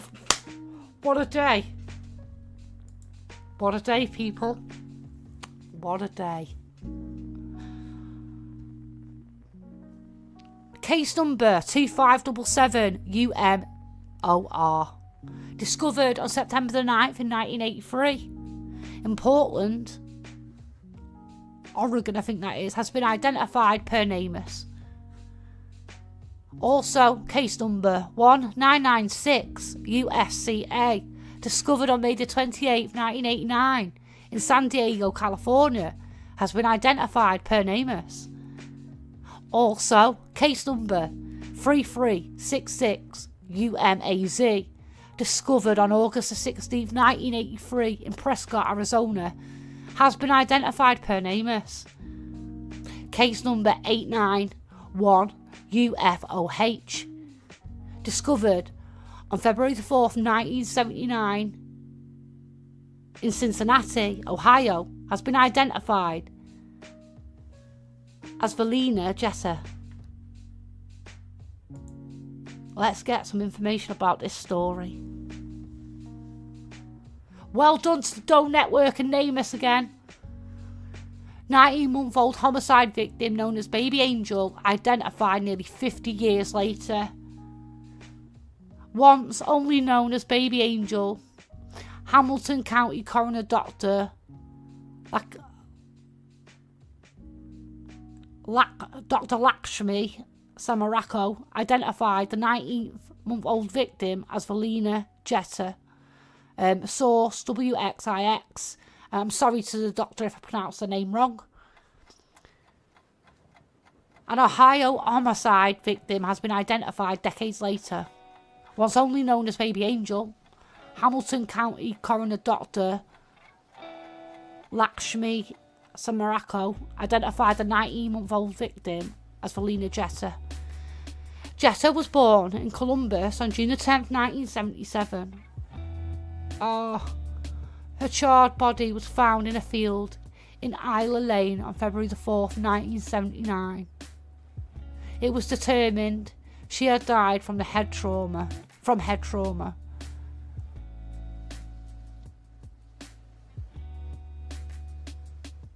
Samarco said, "How did she get here? How did she become a victim of homicide?" Officials also said Friday that the infant's body was exhumed in 2008. 12 years later, in 2020, the FBI began teaching Cincinnati police detectives genealogy techniques for cold cases. In 2021, those tools were applied to the Baby Angel case. Detectives built a genetic family tree of more than 5,200 people, which helped identify the infant. Wow! I suppose you had to go through the process of elimination there. Again, that's a skill, isn't it? 5,200 people, though. Wow. One official said the turning point came in the summer of 2025 when the community helped track down people believed to be close family members of the little girl. And that's what community is about. You did it for Baby Angel. You did it for Valina Jetta. That's why it's so important for members of the community to get involved in these cases. That's why it's so important. You know, I read so many times that people say, "I'm not helping the police, I'm not doing nothing." You know, but seriously, you don't have to be on the side of the police to help these children, to help these people that are lost, that have been taken away. You do it for them, nobody else. Law enforcement reached out to them, which led to the eventual identification of Jetta. One of the most important things throughout this process for us was to give the child a proper headstone, to be buried with a proper name. And though this process we were able to do that, Cincinnati police specialist Jess Smallwood said. Samarco said Jetta's parents, Shannon Jetta and Barry Lee Valentine, are dead, but she does have family members still living in Columbus. An official said there is no reason to think the parents are suspect in Jetta's death at this time, but authorities said they have persons of interest in this case. That's interesting, isn't it? That's very interesting. I know a lot of people are thinking, was she reported missing? That's the first question that come through my mind. But don't forget, active homicide investigation right now. And this is a major lead for that. A major lead. You've heard of no body cases. But what about body cases when you don't know who the person is? Oh, the hardest thing in the world, I would suspect. But not impossible. We had the case of Brian, who got run over outside his own home. He remained unidentified for a considerable amount of time. But they convicted the man that drove dangerously and took his life. They did do that. So it's not near impossible. Let's get back to some of these awesome updates. Well done. Well done to the Cincinnati, Ohio police departments and all the other organisations like the FBI for being involved. Well done. 1329 UFHZ case number discovered on May the 15th, 1989 in Bullhead City, Arizona has been identified as Sonia Alice Langan. May she rest in peace. The DNA Doe Project helps to identify Jane Doe found in Arizona in 1989. A woman found on vacant lot identified as Sonia Alice Langan. She was beautiful. For nearly 4 decades, investigators have searched for the identity of a young woman whose remains were discovered buried in a vacant lot. Today, the Bullhead City Police Department, the Mohave County Sheriff's Office, and the DNA Doe Project have announced that she has finally been positively identified as Sonia Alice Langan. On May 15, 1989, a construction crew discovered skeletal remains buried in a vacant lot in Castleberry Lane in Bullhead City, Arizona. Investigators determined the victim was a young woman between 17 and 19 years old, and evidence indicated she had been deceased for 2 to 10 years prior to her discovery, placing her date of death as early as 1979. A bullet recovered from her skull confirmed the case as a homicide. The young woman had shoulder-length brown hair that may have been partially bleached, and she wore a distinctive, multicoloured owl earring. She had also received extensive dental work in her life. 2 of her upper teeth were missing and had been replaced by a partial denture plate. Despite decades of extensive investigative efforts, her identity remained a mystery and the case went unsolved. The turning point came in 2024 when the Mohave County Sheriff's Office Special Investigations Unit approached the Bullhead City Police Department with the opportunity to secure federal grant funding for forensic genealogy testing. Once approved, the funds allowed evidence to be submitted to the DNA Doe Project, a non-profit organisation whose expert investigative genetic genealogists work to identify John and Jane Does. In late 2025, researchers successfully developed a 99% match, finally restoring Miss Langan's name.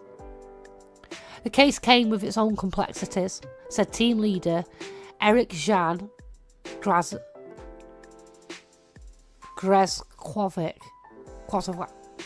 I'm really sorry, that one is a difficult one. My apologies, Eric Jan.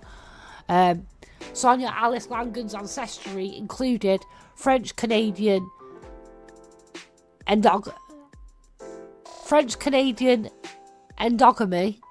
and one of her grandparents were recorded as having 17 children. What's that mean?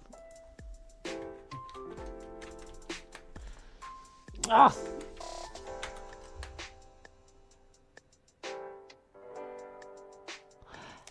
So it's the cultural, social and legal practice of marrying only within the limits of one's own local, ethnic and social religious group. Endogamy, there we go. We are truly honoured to have been able to restore her name through IGG. The DNA Doe Project is profoundly grateful to the groups and individuals who helped solve this case. The Bullhead City Police Department and the National Centre for Missing and Exploited Children, known as NCMEC, who entrusted them with this case. The SIU investigator, Laurie Miller, with the Mohave County Sheriff's Office. Anthropologist Dr. Bruce Anderson, with the Pima County Medical Examiner's Office. GED Match, Pro and Family Tree DNA for providing their databases. Told you databases are important. And the generous donors who supported this initiative. The DNA Doe Project's dedicated team of volunteer investigative genetic genealogists who worked tirelessly to bring all Jane and John Does home.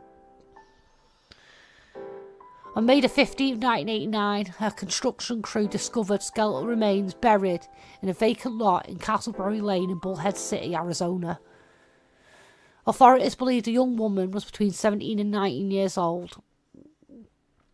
So these are the other details in regards to the case, but now that she's been identified, we'll leave that as it is because she's now gone home. Well done. But not only does the news stop there, it doesn't stop today. We have the Doe Project was like, oh, blank's on, let's give her some work today. Well, thank you. We love you. In 1986, homicide victim identified after nearly 40 years. Time means nothing. On November the 3rd, 1986, the skeletal remains of an adult male were discovered on a ranch west west of Interstate 25 in southern, unincorporated El Paso County. Following the discovery, the El Paso County Sheriff's Office conducted a search of the area and located remnants of clothing and a belt near the remains.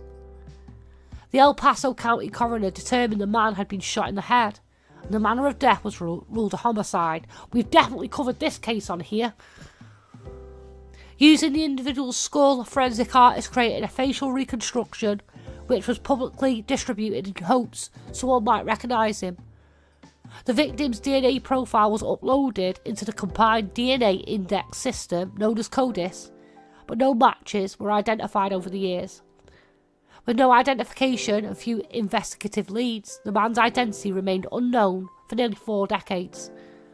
But in 2025, detectives with the Sheriff's Office Investigative Division Cold Case Unit contacted Ramapo College Investigative Genetic Genealogy, known as IGG Center, located in Mahwah, New Jersey, after evaluating the case.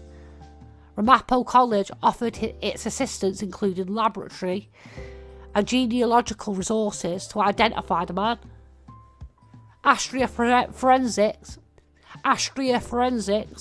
developed a single nucleotide polymorphism, known as SMP, DNA profile from the unidentified man's death. The Ramapo College IGG team then used publicly accessible genealogical databases to identify potential relatives and construct the victim's family tree. And those publicly accessible databases are extremely important. I'm happy to read that. Really happy to read that. Thank you for that. Throughout this research, investigators identified potential relatives and developed a likely identity for the remains. 31-year-old Peter Joseph Paskovich Jr. Detectives subsequently located the man's relatives and obtained DNA samples for comparison.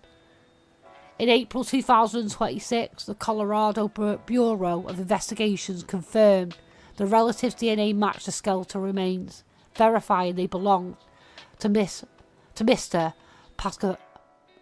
Paskovich.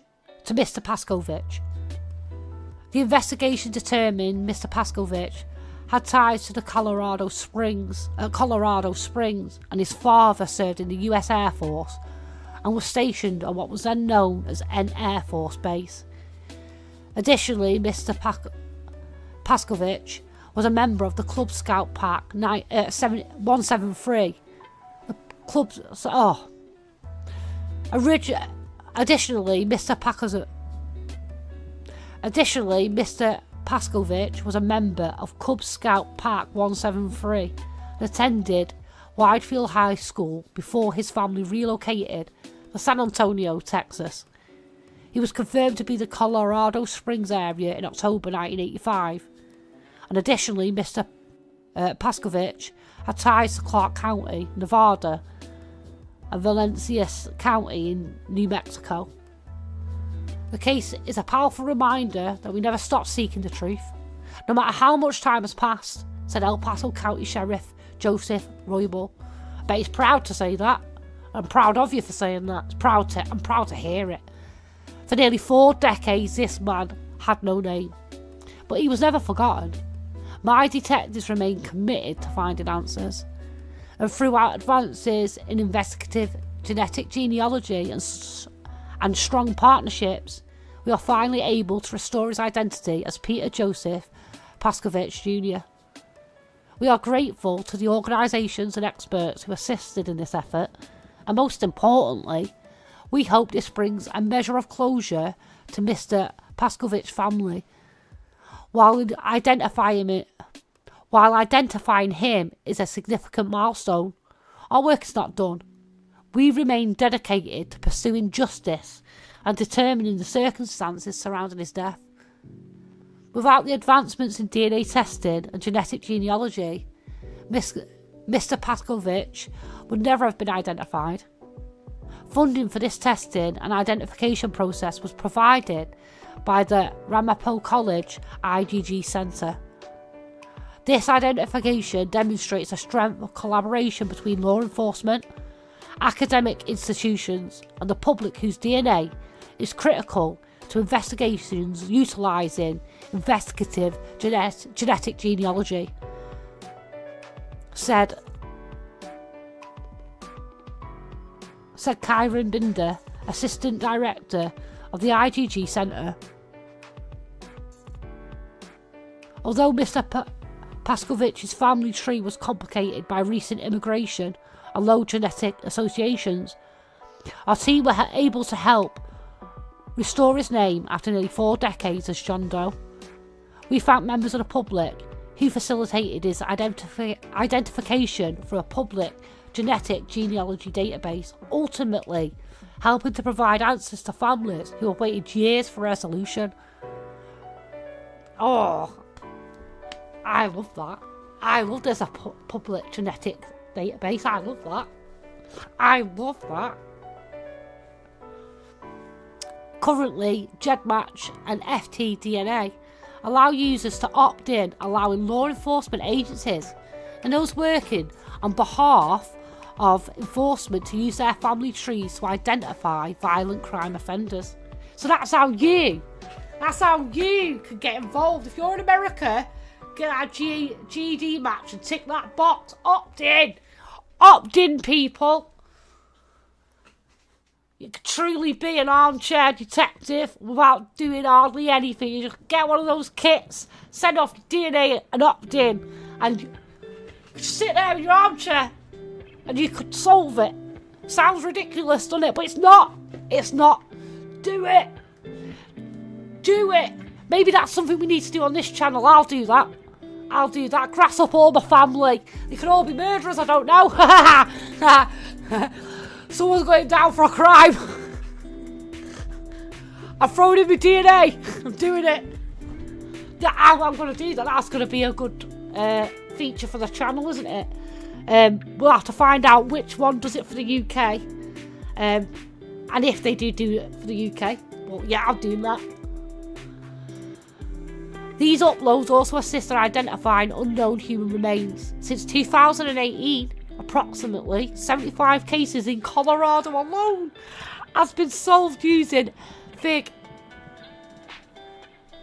Although Mr. Pascovich has been identified, this case remains a homicide investigation. Remember how they found him.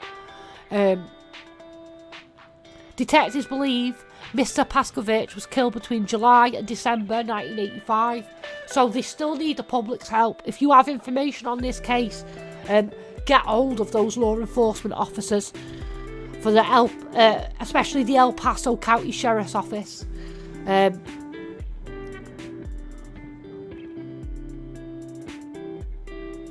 For nearly 40 years, our family lived with unanswered questions and an unimaginable sense of loss, stated Richard Pascovich, the victim's brother. While nothing can bring Pete back, we are deeply grateful to everyone who refused to give up on him. Having our brother's identity restored brings us a measure of peace, and I hope he rests in peace. We want to thank the investigators, forensic experts, and all those who worked tirelessly over the years to help bring Peter home to us. We continue to hope the truth surrounding his death will come to light, and ultimately, justice will be served. The El Paso County Sheriff's Office would like to extend their thanks to the El Paso County Coroner's Office and the Colorado Bureau of Investigations in delivering the necessary information and evidence to Astria Lab, to Detective Ryan Tovar of the San Antonio Police Department for assisting in obtaining Pascovich's relatives' DNA samples, and to the many investigators throughout the years who worked tirelessly in trying to identify Peter Pascovich Jr. Sheriff Office detectives and El Paso County Coroner's Office will work with the family to have Mr. Pascovich remains returned to them.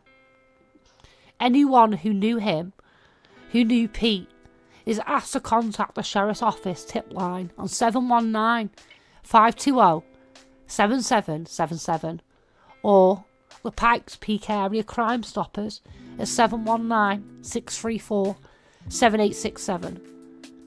The El Paso County Sheriff's Office extends its sympathies to Mr. Paskovich's family and is committed to seeking justice to identify the persons or person responsible for the murder. Well done.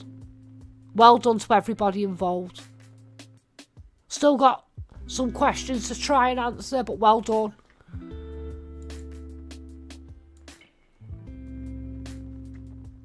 Next up, we've got case number 421U FMA, discovered on November the 13th, 2000 in Chelsea, MA, has been identified as Tiffany Bradley. May she rest in peace. Massachusetts Office for the Chief Medical Examiner and FBI team have offered him to identify a 2000 homicide victim. DNA evidence and forensic genetic genealogy reveal the identity of Tiffany Bradley 26 years after her remains were discovered in Chelsea, Massachusetts.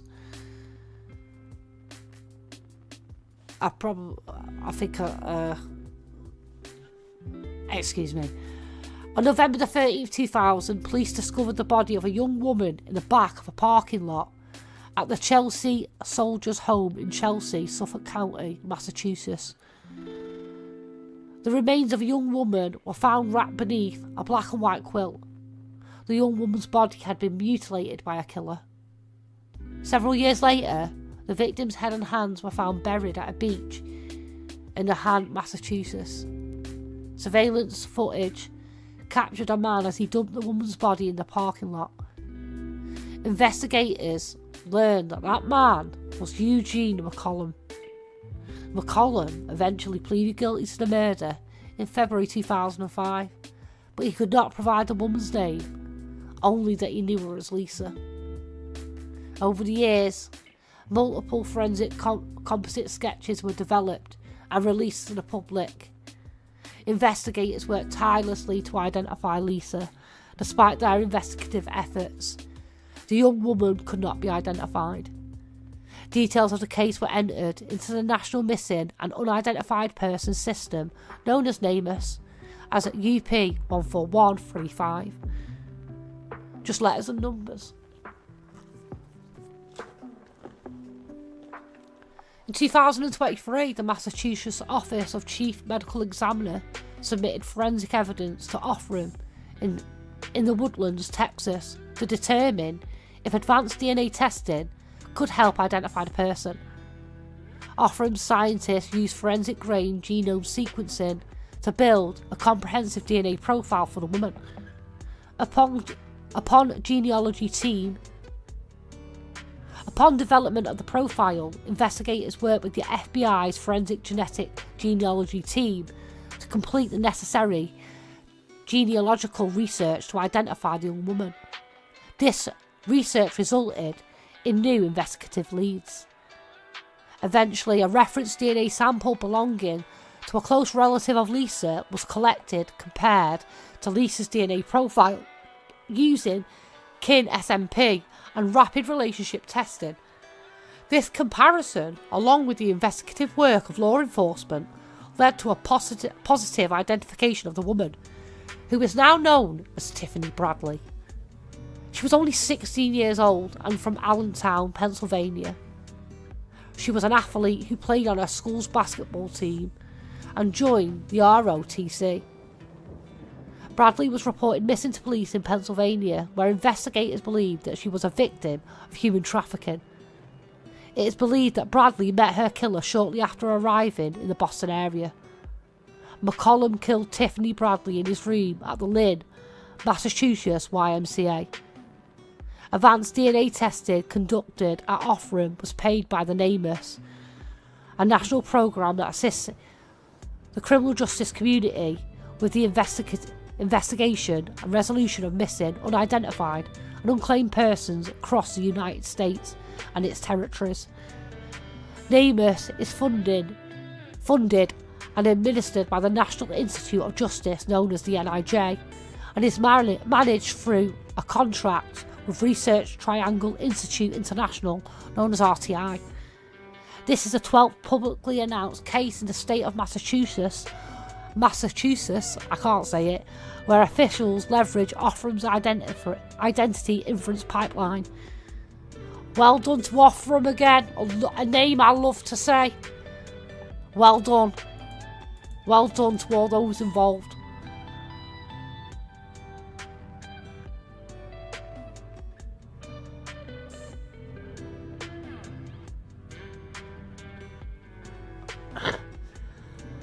Excuse me. We have so many updates today. I'm going to have a quick break. I need to have a breath. Well, I've been talking for 2 hours non-stop, so that's actually fair. That's actually fair, Kelly. Right. Just got to turn my cam off for a quick second while I breathe in some fresh air.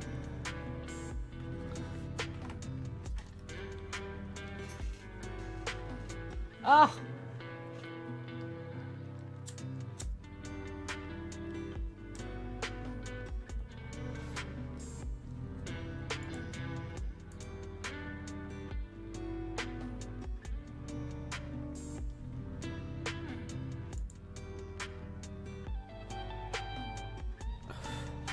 Oh, I just didn't need a quick breather. It's a lot. It's a lot. Let's have a look what we got next. The Milwaukee County Medical Examiner's Office in Wisconsin DOJ team with Ofram to identify a 1982 Milwaukee Jane Doe. After 44 years, Milwaukee River Jane Doe is now identified as 26-year-old Berlene Tremel, born November the 17th, 1955. In March 1982, a young woman's body was discovered near the 420 North Plankton Avenue by an off-duty Hiawassee firefighter in Milwaukee, Wisconsin. The woman's body was discovered floating between two metal barrels that were tied to a nearby pier in the Milwaukee River. She was described as African American with brown eyes, black hair, with a reddish tint. At the time of her death, the woman was estimated to be between 15 and 29 years old. Investigators believe the woman had been in the river for several months before her body was discovered.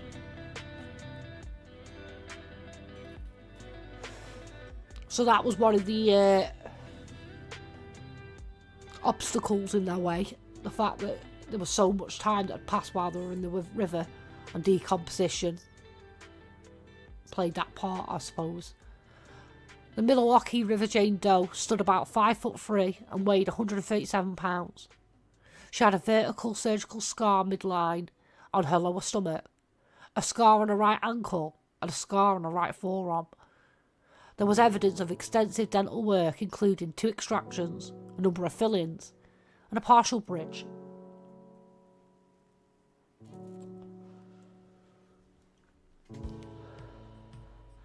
A forensic facial reconstruction was commissioned in 2014, and updated portraits were subsequently released by the National Centre for Missing and Exploited Children, known as NCMEC. You know, when they talk about dental work, right, I'd love to see software that compiles images of people's dental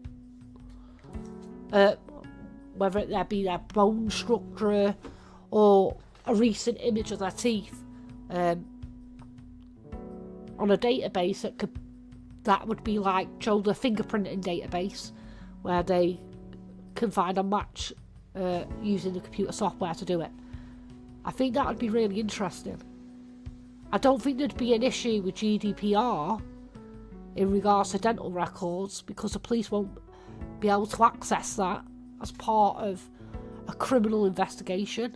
I think, you know, you've got to respect people's privacy at the end of the day. But I think if it comes to a case like that, I think that would be really useful. Details of the case were entered into NamUs as UP7640. New facial reconstructions were uploaded to a NamUs in 2026. Despite pursuing all possible leads to identify the unknown young woman, her identity was a mystery.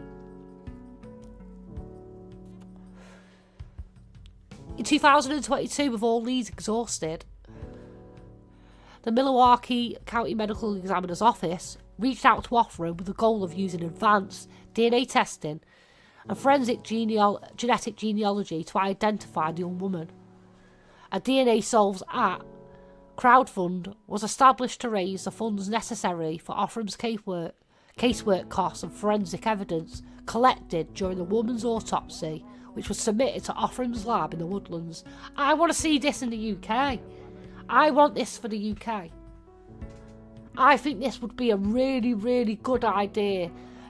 We know funding for the police is scarce as it is, right? We know that.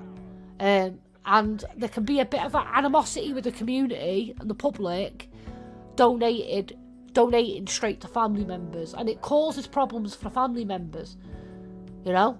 I would like to see this for cases in the UK, where if we've got a case on the UK MPU, the UK Missing Persons Unit, and there's a great potential that a profile could be made, why can't we ask the public for money?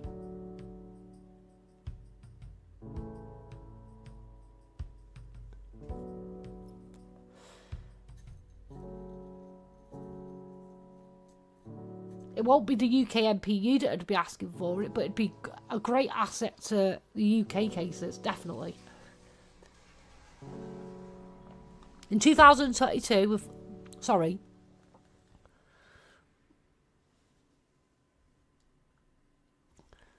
at Offram, scientists successfully extracted DNA from the provided tissue block.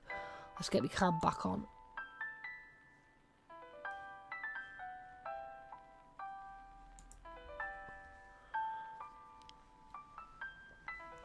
Using the extracted DNA, scientists then worked to build a DNA profile using forensic-grade genome sequencing. This DNA profile enabled Offram's forensic genetic genealogy team to conduct a forensic genetic genealogy (FGG) search. The FGG remained active from 2022 through to 2026, spanning 4 years of research, analysis, and investigative follow-up. During this period, Offram's genealogists and investigators worked to identify and evaluate potential familial connections, build and verify family trees, and pursue leads generated through genetic analysis. The extended timeline reflects the complexity of the case and the effort required to reconstruct family relationships and narrow the pool of potential candidates in the case. In 2026, investigators finally identified Jane Doe as 26-year-old Berlin Trammell, born November 17, 1955. Trammell's family was notified of her, so she would have been 70 years old. She would have been 71 this year. Trammell's family was notified of her identification and expressed gratitude for the long-awaited resolution. We are grateful to those who contributed to the DNA Solves crowdfund, making Berlin's identification possible. This is the 8th publicly announced case in the state of Wisconsin where officials leverage Offram's identity inference pipeline and explore other cases. Sorry, I was just reading something extra there. Well done to everybody involved.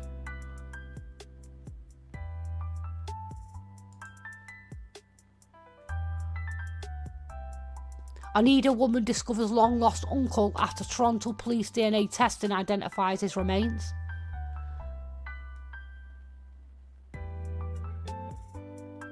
CBC's Ali Chison explains how a Toronto police initiative called Project 31 is identifying unknown remains with genetic genealogy, named for the number of people police have on file.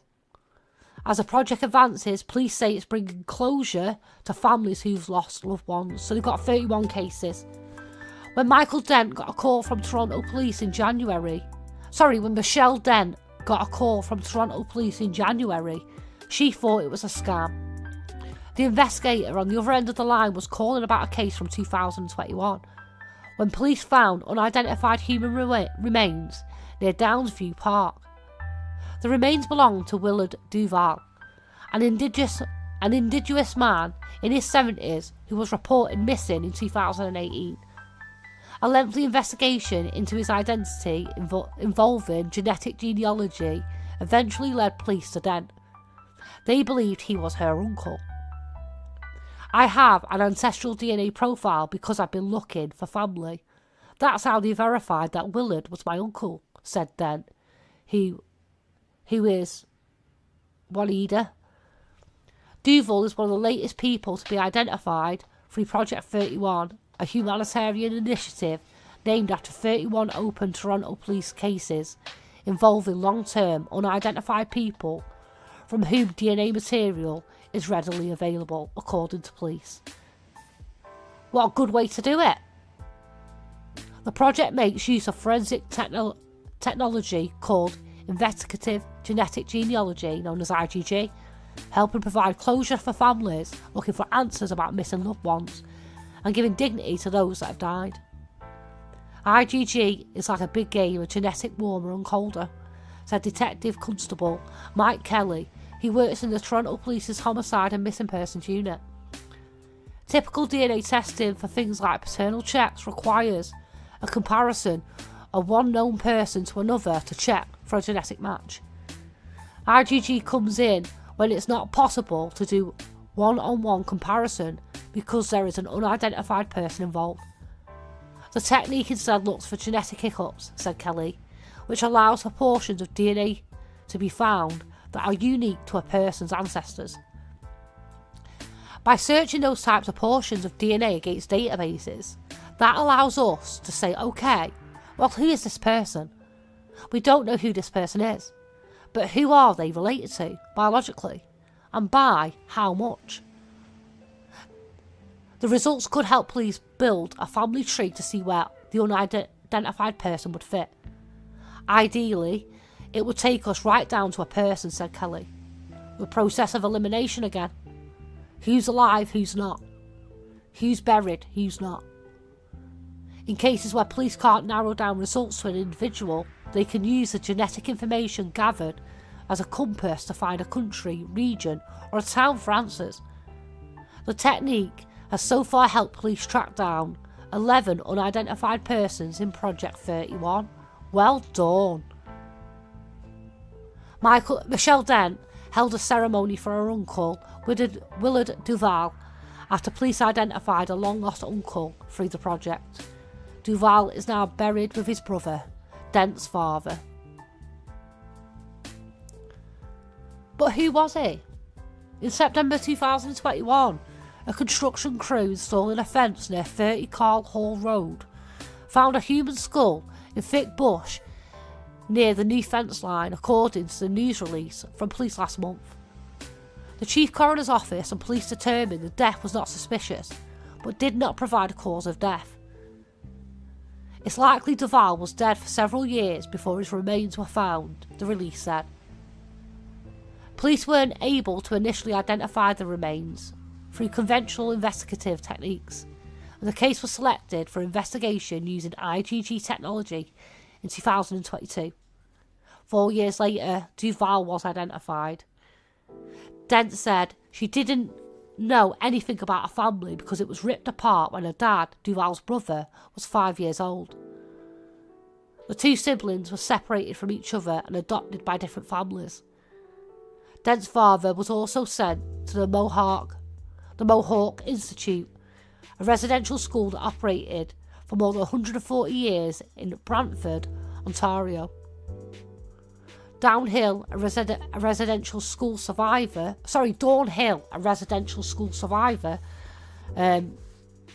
recalls a time a teacher hit her hands with a stick as she was trying to learn how to write in cursive. It was one of many experiences of physical abuse during her 4 years at the school. Before Dent was able to find out about her uncle, she only knew about her family through a small stack of papers she got from the Children's Aid Society. I read it years ago, and it was heartbreaking to know what happened and why the family was ripped apart. I was just so happy that Willard found home. Duval was buried next to his brother, and Dent arranged a burial, describing it as Willard's last powwow. Genealogists and investigators who worked on the case were among those who attended. May he rest in peace.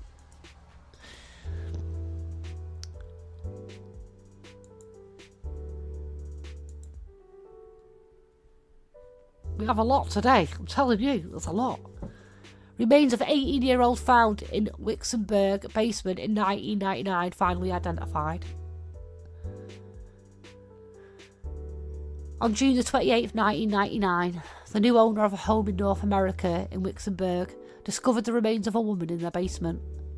Prior to the discovery, the home had sat empty and abandoned for more than a year. The Allegheny County Medical Examiner ruled the woman's death as homicide by ligature, strangulation, and it was estimated that she was between 18 and 20 years old. Since her death in 1999, the Allegheny County Police Department's Homicide Unit, Wixenberg Police, and the Allegheny County Office for the Medical Examiners worked to identify Jane Doe. With the help of a grant, police and the Medical Examiner's Office were able to partner with Ofram in 2024 on the case and a dozen others. Ofram's operation, that specialises in forensic genetic genealogy, was able to build a DNA profile of the remains and find a potential family member of Jane Doe. Through that, Ofram identified the woman as 18-year-old Janelle Bradford. Bradford was reported missing from Wixenberg on April the 24th, 1999.